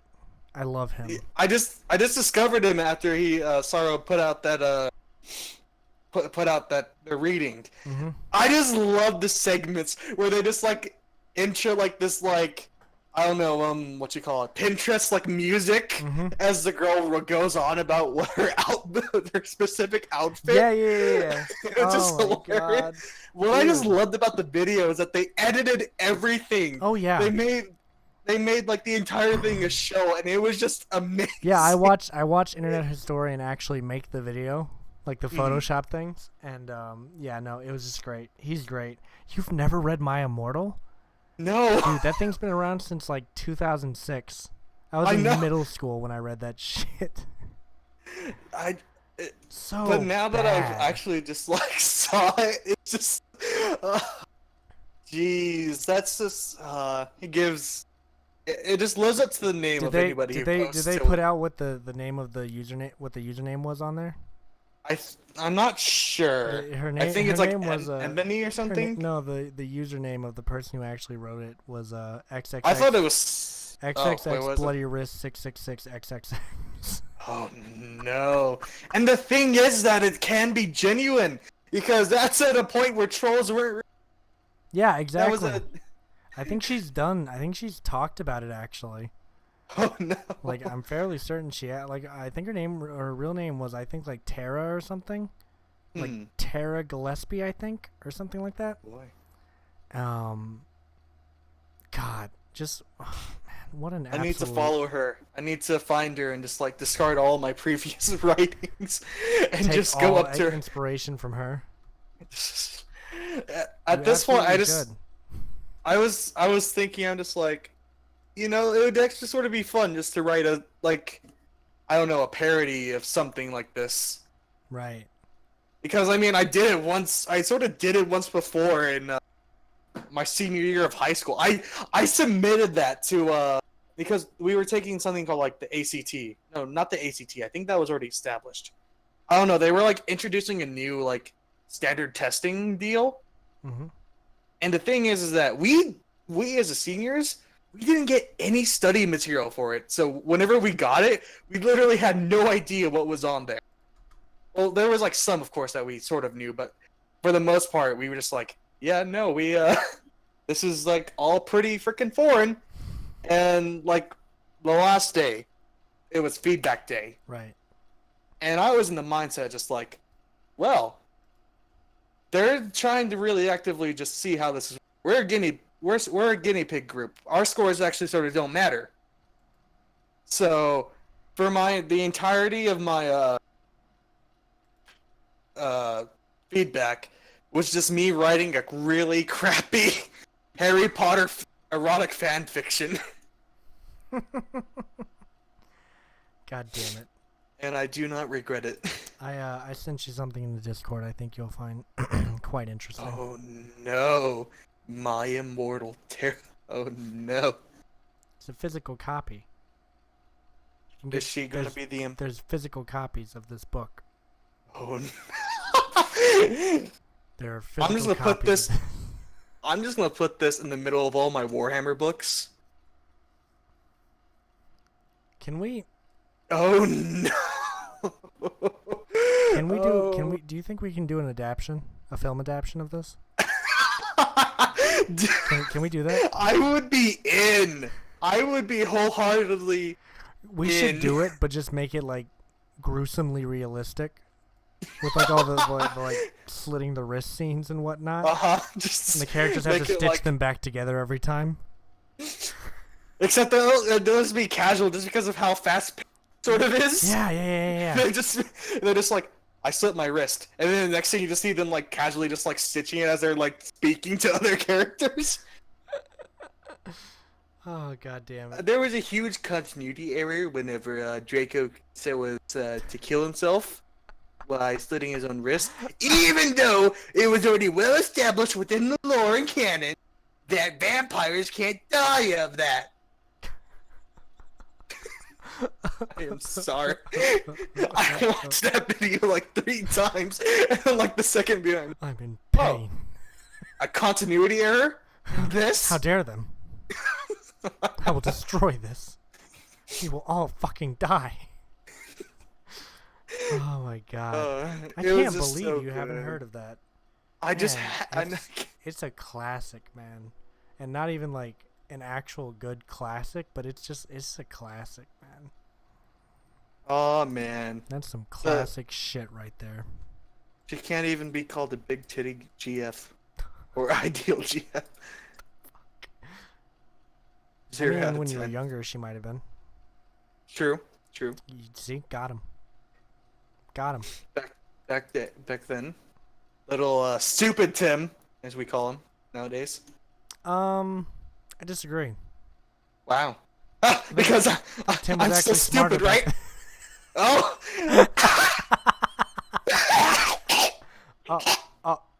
Oh no, Tim, I'm sorry. No, Tim, here, take your EpiPen.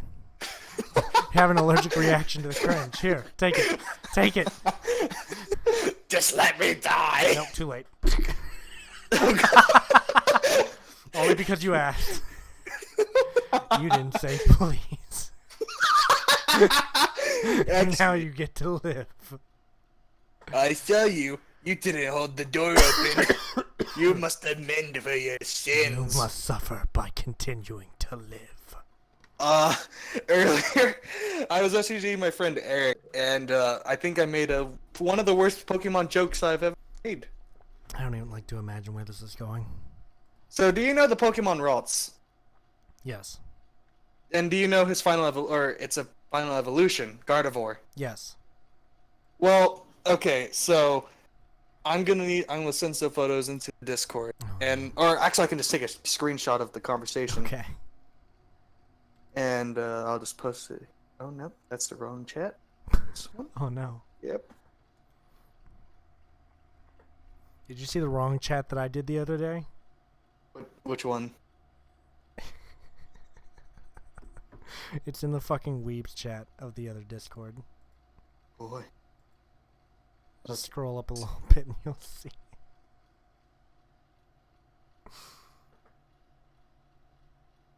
This is a Civ 5 meme. Let me see. Alright. Weebs. Oh no! I think I already saw it! Oh no!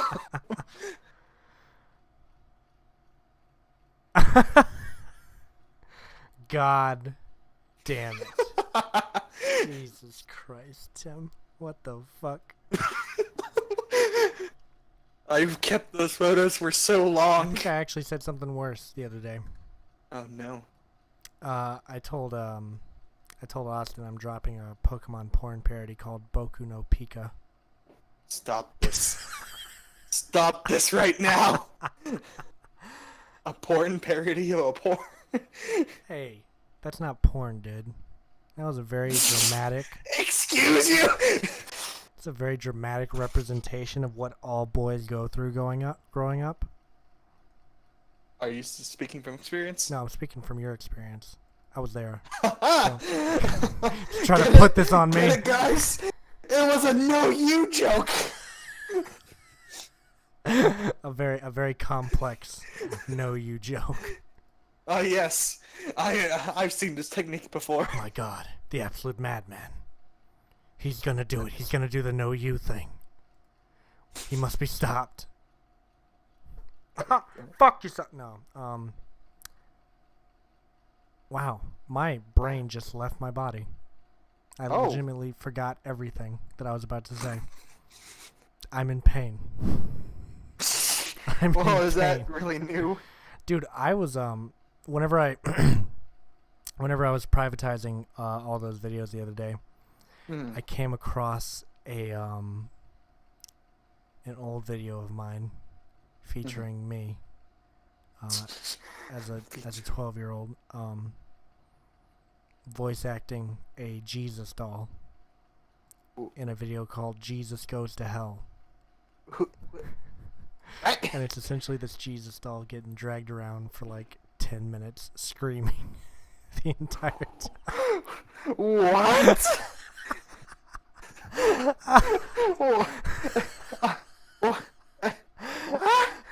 I'm sorry. Now it's my favorite piece of comedy. Confusion. It's just so funny. He's like, why me? I'm the son of God. Why am I in hell? Oh no. Man, I was even pretty controversial when I was 12, apparently. I literally sent Jesus to hell as a gimmick, as a video. You just got to do what you got to do, man. I said to myself, you know what would be a good idea today? I as a young boy said to myself, you know what? Well, I think I'm gonna make a video where Jesus goes to hell. Yeah. What will get me ostracized if anybody in the town found out? That was the thing, though. I don't think anyone found my YouTube channel for a really long time. I'm really glad, because that means very few people. You ready for a crazy story? I was in a relationship. Once upon a time. 13 years old. Oh boy. On YouTube. Oh no. With a girl named Michaela Reinhardt. And I don't know what happened to her. But we were married. We were very much in love. I hope my actual girlfriend isn't listening to any of this right now, or I might catch some flack. As I was saying, shouts out to my girlfriend. Obviously. I missed this. Who is the unlucky girl? Oh no, she's very lucky, believe me. It's me who has to put up with all this shit. Oh no. Oh no. Well, GG. We literally shit talk the hell out of each other constantly. We constantly she always tells me she's gonna fight me. And I'm like, can you reach that high? Are you capable of doing punch this? in the stick. I'm like, can you reach that high? Are you sure? I just make fun of how short she is the whole time.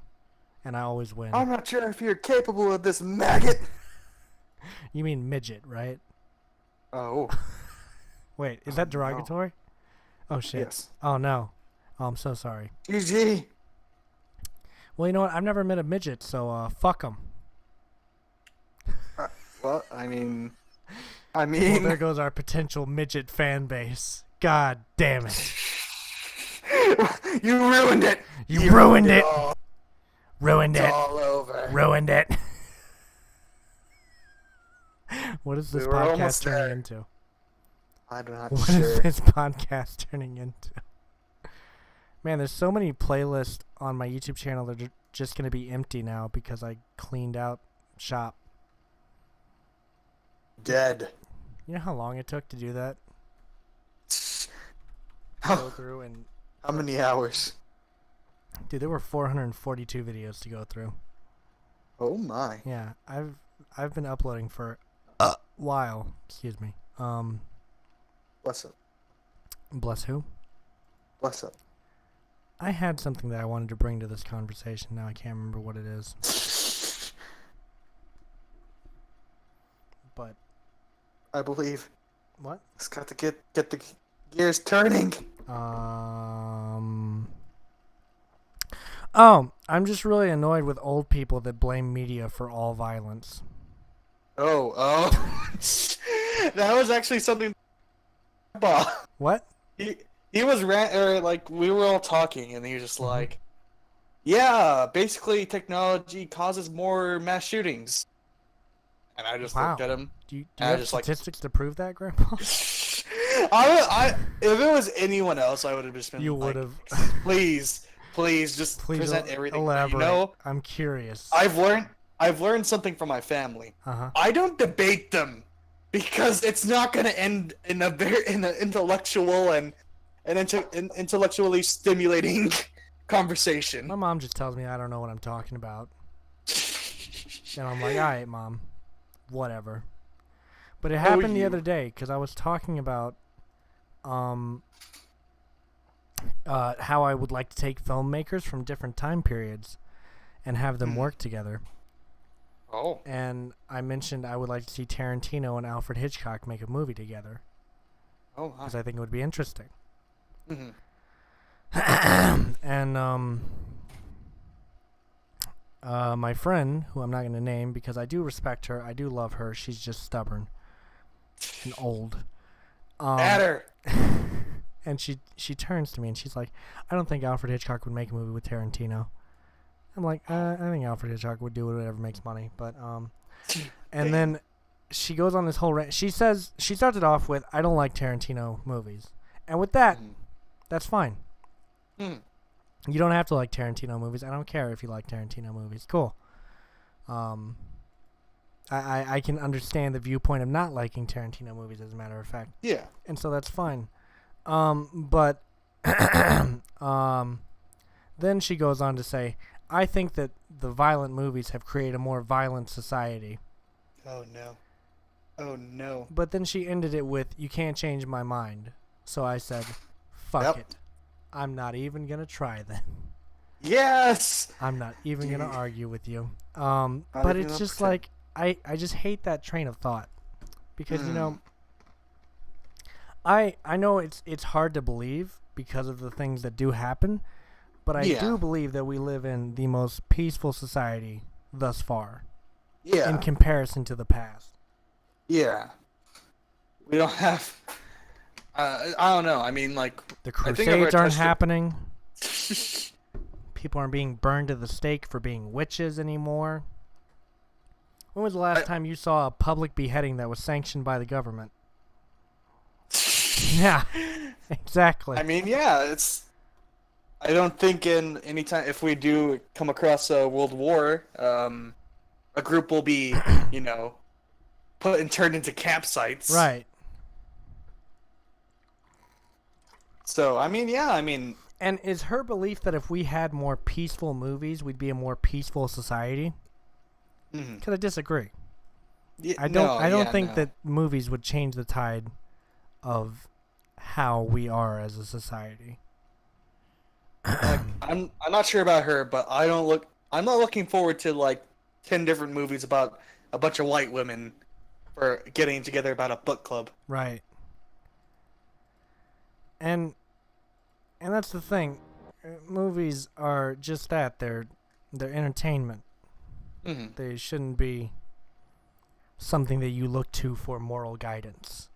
Yeah. They can propose questions and like movies can be great commentary. Yeah, absolutely. They can. But to like actually just be like, oh yeah, that's something I want to live by. I should murder people. Yeah, no, that's I'm gonna go out and kill people. That's a bad thing that you shouldn't do. Exactly.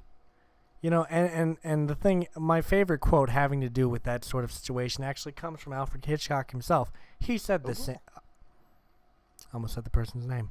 Your hero, Alfred Hitchcock, said this. Someone questioned him when they said that a man who saw a psycho went out and murdered someone. And he responded with, well, what else did they do that day? Did they drink a glass of milk? They wake up in their bed? Yeah, that's. Did they talk to someone? Do you That's- think all of these are factors as well, or just the movie? That, yeah, that's actually a pretty good point. Yeah. That's if it influences one thing. I mean, my movie had talking and just regular old average day-to-day things. So I guess I inspire people to eat breakfast. I don't know. Debatable. Where does it end? Yeah. Where does it stop? Where like, and I've never heard anyone say, "Oh man, media sure does teach people to be better people." No one's ever said that, and I don't understand why. Because it really can, depending on the media. And something else I really want to address. I just had it. It was literally just my train of thought. It was something else to do with a similar topic. Oh, I really hate how it doesn't happen nearly as much anymore, thankfully. But when I was younger and making movies, lots of people, very much, I think, judged me off of my movies. Yeah. I feel like, especially, I'm not going to name anyone, but someone's family ended up seeing one of my movies Oh no. and called him and was like, "I cannot believe your language, young man. And the violence. Oh boy. Is this who you are? Is this what you want to do?" Boy. And it's like, I swear old people can't tell that people are acting, which perplexes me because the person I'm talking about is an actor. it's see, one of the fundamental things is like they're acting like it affected them seriously. It's like, did this make that much of an impact on you? Because that's a you problem. Yeah, that's a you thing, sweetheart. That's not on this movie. I portrayed a bunch of stuff in this movie, but am I a known deviant for murder, going out in cartels, dealing with cartels? Have you ever seen I me don't do think that to so. someone? Actually, Tim, don't answer that. Not you. Well, Anyway. That's for the secret files. What was I preparing to talk about? It sort of deals with. Oh, I was having this discussion the other day. What do you think of Scarlett Johansson taking that transgender role? Oh yeah. I don't see a problem with it. I do understand why people. I don't remember her tweet word for word, but she did antagonize. She was kind of disrespectful. Yeah, she definitely was like antagonizing and. Let me find out what she said real quick. Because But I think just it was feel like like something. going into it, I don't think she had any intention Yeah, of, like just. going against transgender people or trying to snub transgender people out of the role. If Yeah. anything, hate the casting director because he chooses who plays the fucking role in the end. True. It's just like. At first, whenever like, and you know, it's just like it's a role. It's not like. She probably. I mean, everyone to know exactly what their character is. I mean, they'll do research, obviously, but like, it's just it was like I didn't see a problem. Tweeted, and yeah, she did a fucky wucky. Yeah, I don't know. She the way that she responded to it was probably not the best way to do it. Mm-hmm. I'm trying to find the tweet because I want to know what she said.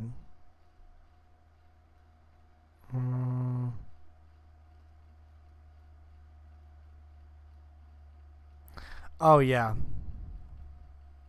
Oh yeah. Tell them that they can be directed to Jeffrey Tambor, Jared Leto, and Felicia Huffman's reps for comment. That's Yeah. what she said. I don't think Yeah. that's that bad, honestly. Yeah, no. Because I it's don't- just it's cisgendered actors who have played trans characters. And here's the thing, here's my whole thing about it. I really hate this idea where people attack actors for going into roles. Yeah, The that's actor, number one, they obviously chose to pursue the role. Mhm. They're probably going to take it seriously.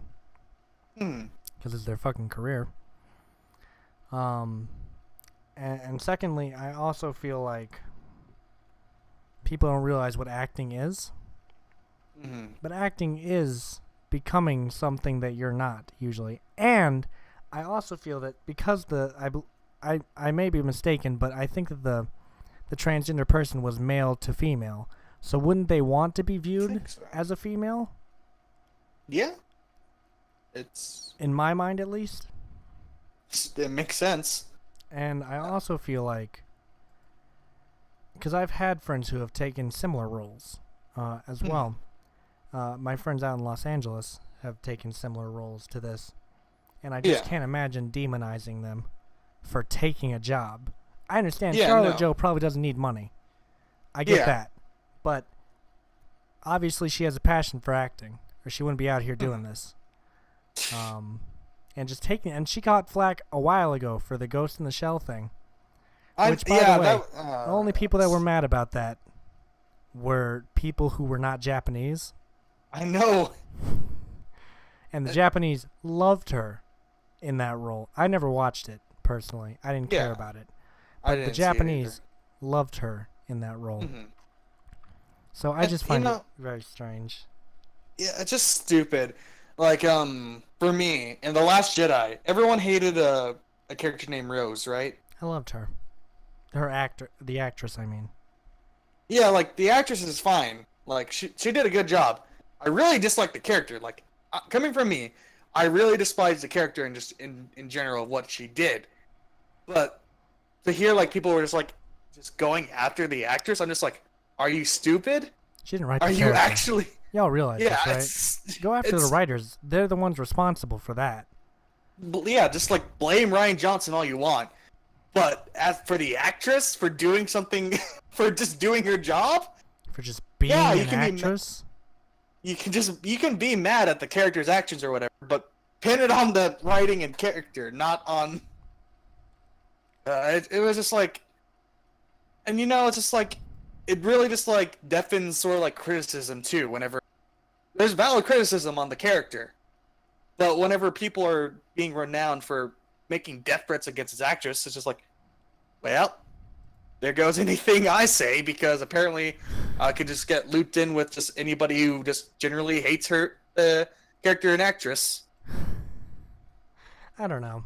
I can't get on board with the whole hating an actor for taking a role thing. It's just idiotic. It's pointless. You're not. And here's the thing. Mm-hmm. Name a famous transgender actor. Tis fair. That's the Tis problem. fair. It's nothing to do with Scarlett Johansson just trying to erase transgender. That's a fucking retarded thing to say. And secondly, it all has to do with big names bring in money. And what do movie companies care about most? Especially when they're buying the rights to someone's story. They want to earn their money back. Yeah, they want profit. And who the fuck could give them more profit than fucking Scarlett Johansson? One of the most famous actresses doing the acting thing right now. It's just... You can't even fuck with her. Like, no one... transgender or not, most people aren't on her level anyways.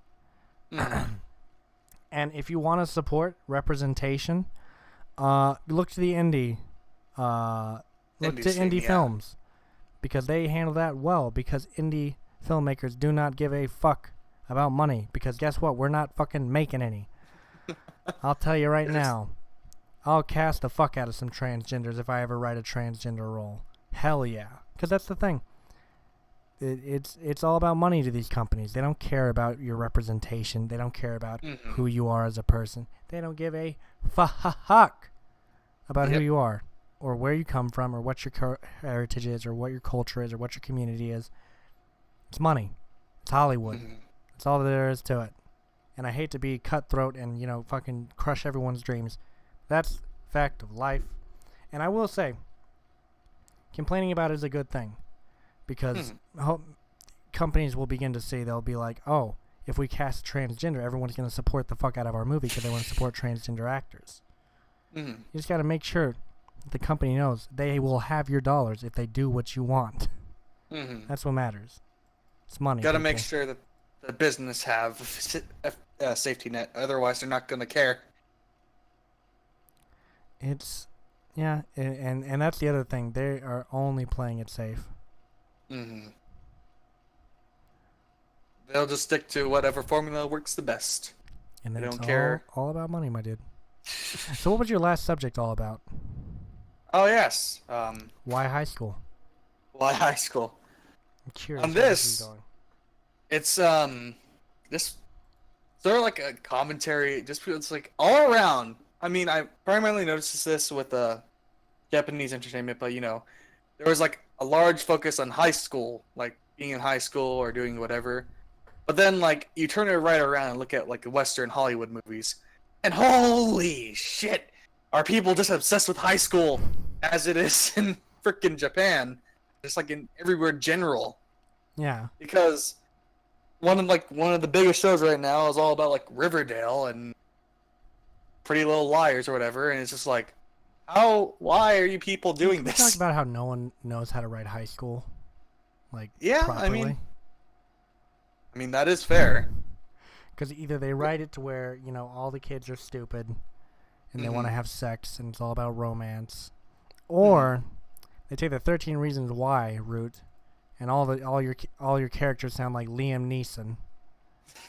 Fucking, and none of it has to do anything with actual shit that high schoolers go through. Yeah, it's just like I mean the same goes for Riverdale because I never watched the show, but they have like an overarching murder plot in the middle of it, and you're just like, what? Why? God damn it! Yeah. This isn't Scooby Doo. Basically, it's like what is even happening? I mean, the way that I was thinking about it too. I'm just like, how? I mean, I was just, it's just like, how would I write, a high school concept or a setting? Mm-hmm. I mean, really, it's just like, just take enjoyable characters and actually put them sort of like through a ringer through high school, or like through events that, like in hindsight they're not as big as they seem, but you can understand why in the current situation they are big. At least that's how I sort of perceive it. Right. Because there's a lot of stuff that goes on in high school that are firsts. We all have stories from high school that we can still tell and still be amused by. Yeah. So. And I feel like I don't think I've ever seen anyone bullied quite to the level that television tries to depict people being bullied. Mm-hmm. At least I've never even really heard of it. I've heard of people getting beaten up. But you get beaten up all throughout life. That's what life is. Get over it. But like that somewhat, in a controversial scene in 13 Reasons Why Season 2 where they fucking sodomize a kid with a broomstick. Oh, yeah. Definitely. Heard about that. I've never heard of that happening to anyone. Yeah. Bullying happens. I get it. We had a fucking 8th grader kill himself over here recently. Yeah. Bullying happens, but no one's fucking sodomizing anyone with a broom in the bathroom. I think someone would have heard that. Yeah, I'm fairly certain. Just that whole beating. It was like, are you trying to kill him? Because he like started slamming his fucking head into the sink, and I was like, that would fucking kill someone or make them retarded. So I don't know what your aim is here, but you're doing too much. And the main problem, at least with like the controversial scene of Hannah's suicide in the first season, I get because there's a big lead up to it. This just comes out of nowhere and feels like they were like, we need another shocking thing or no one's gonna watch our bullshit show. Mm-hmm. And so they So what's the worst possible thing that can happen in the bathroom? my uncle sodomized me with a broom once. Oh. That's genius. Someone Well, give you're him a directing raise. it, Jim. God damn. But like even with like Riverdale, I watched a video about like what Riverdale is sort of about.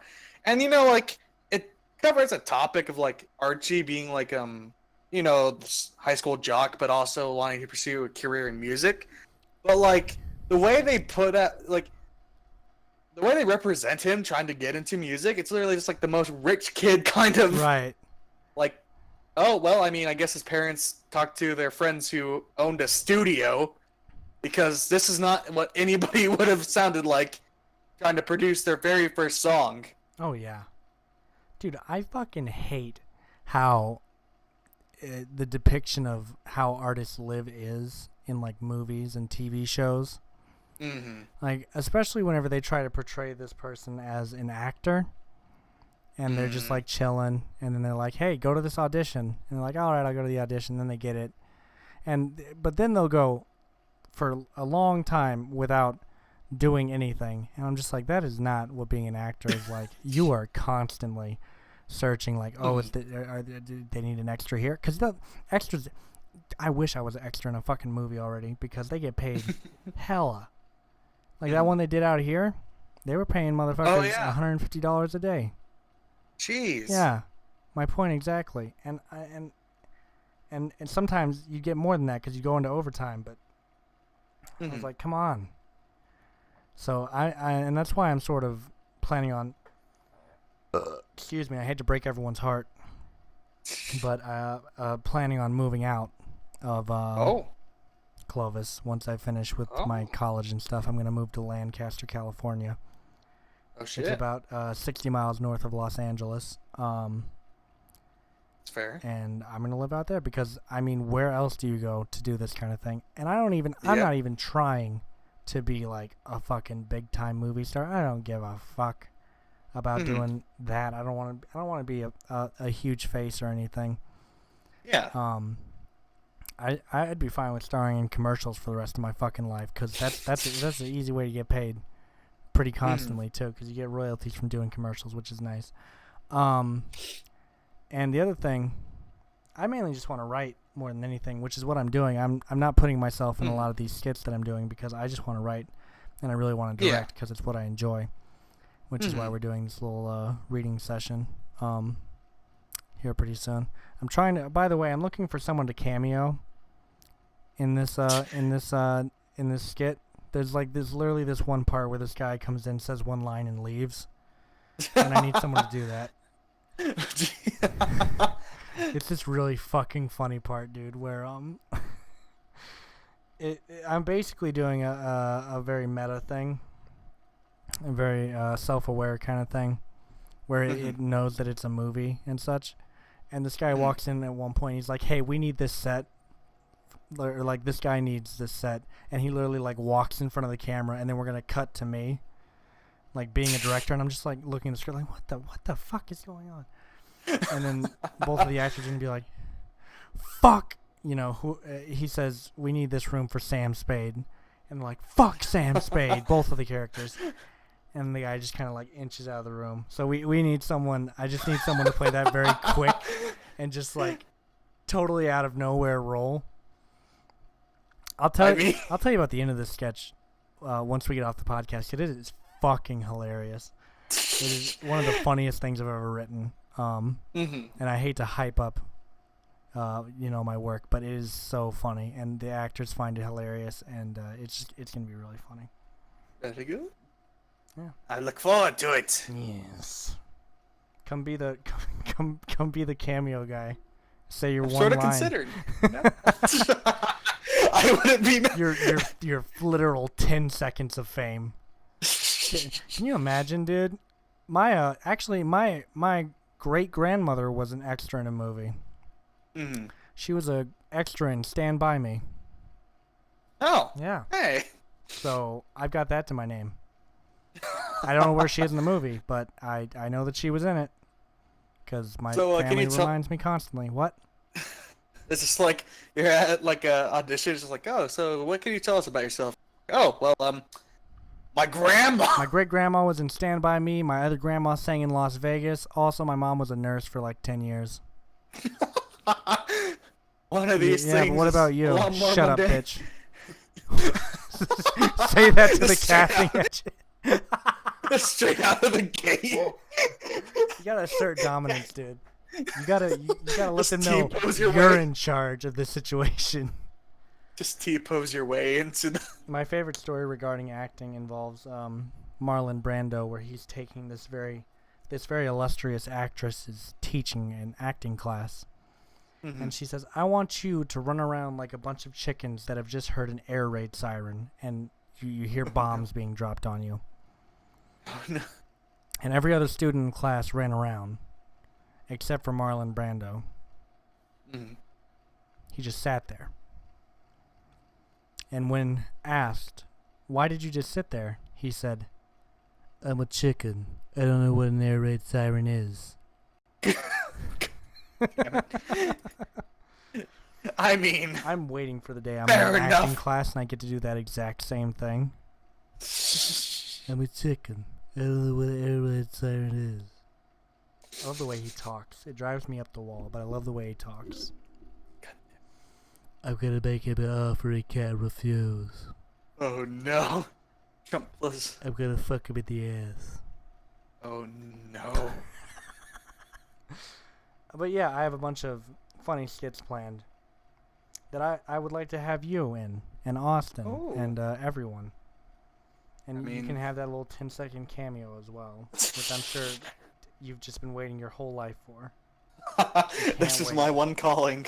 Uh, I can finally die in that ditch after. you like fuck up the line too. And I'm just like, get the hell out of here. Go home and kill yourself. What? Tyler, you can't talk like that to people, dude. You can't fucking... Even more meta. A meta joke turned more meta. I fucking start... another me enters the... Yo, dude, that's not in the script. You can't do that. That's fucked up. What? We can't say that. I just did what I needed to do. Oh god! Literally gets hit. Uncle Chase, no, not again. Uncle Chase. Literally, one of the characters' name is Paul Chase, I think, or something like that. Oh! Hang on, let me get the script. It's right I here. can read minds. Let me see. I think it's literally like Paul Chase. Yeah, it's Paul Chase. I did it! I actually want to do other skits involving Paul Chase. Just, you know what? Let's sum up the podcast real quick so I can tell you all about this skit. It's fair. What do we talk about? What did we talk about today? Well, Talked about Tim's vacay. oh yeah, yep. Talked about that, yeah. We talked about. Oh yeah, your weekly roundup. My weekly roundup, yeah. Dog Day Got afternoon. The cook, the thief, his wife, and her lover. Mississippi Burning. And that was it, right? I recommended 3 Pretty movies. much. Yeah, I'm pretty sure that. And Jew on the Curse, but no one's gonna watch that. Then we moved on to the topic of definitely a badass. Definitely badass. Yeah, that was quite fun. Don't put in a school that breeds superhuman killers. Hollywood and exec. they're not gonna do that. Just watch our podcast. We give all the tips you'll ever need. Also pay me, bitch. This isn't free. This isn't free advice, motherfucker. I'm not your goddamn counselor. Oh wow. Wow. I don't know what happened. I was looking at the stream health and it just had like a dip. Oh. Like a bad dip a while ago, but no. it's fine. Then we also did new stuff. We just talked about new stuff. Yes. The record I'm getting. Games Tim bought. Games that Anthony bought me. I mean, I guess you weren't wrong. Is that you didn't get it or you didn't buy anything? Yeah, You I just got technically stuff. wasn't wrong. I was gifted stuff. I think I said I didn't get anything though. So technically Oh. I was wrong. Yeah. Well, rip. Also, we're You're a liar. gonna have a special guest on here next week. Oh, My friend G. Mimi is Wilkers. gonna be on here. Oh. So G. Wilkers. yeah, she's gonna be on here, and I don't know how that's gonna go. I gotta Gonna have prepare a for fresh that. new take. Yeah, we're gonna have new opinions, controversial Time to ones. do She wants to literally kill babies. nothing. Oh. No, I'm kidding. Well, I'm in I the don't think same she wants boat. to- Oh my god. Okay. Anyways, this has been the somewhat okay I mean, I already podcast. burned down that Stop it. orphanage. Stop. Stop it. Save the memes for after the podcast. But Save them I all. get criticized for the YouTube joke somehow. Well, I'm Oh, talking it about was a it current indiscriminate. event. Shut up, bitch. Anyway, this has been the Somewhat Okay podcast number 14. I'm Tyler. 14. I'm Tim. We'll see you next week. Monday with Mimi. and we'll try to be somewhat okay.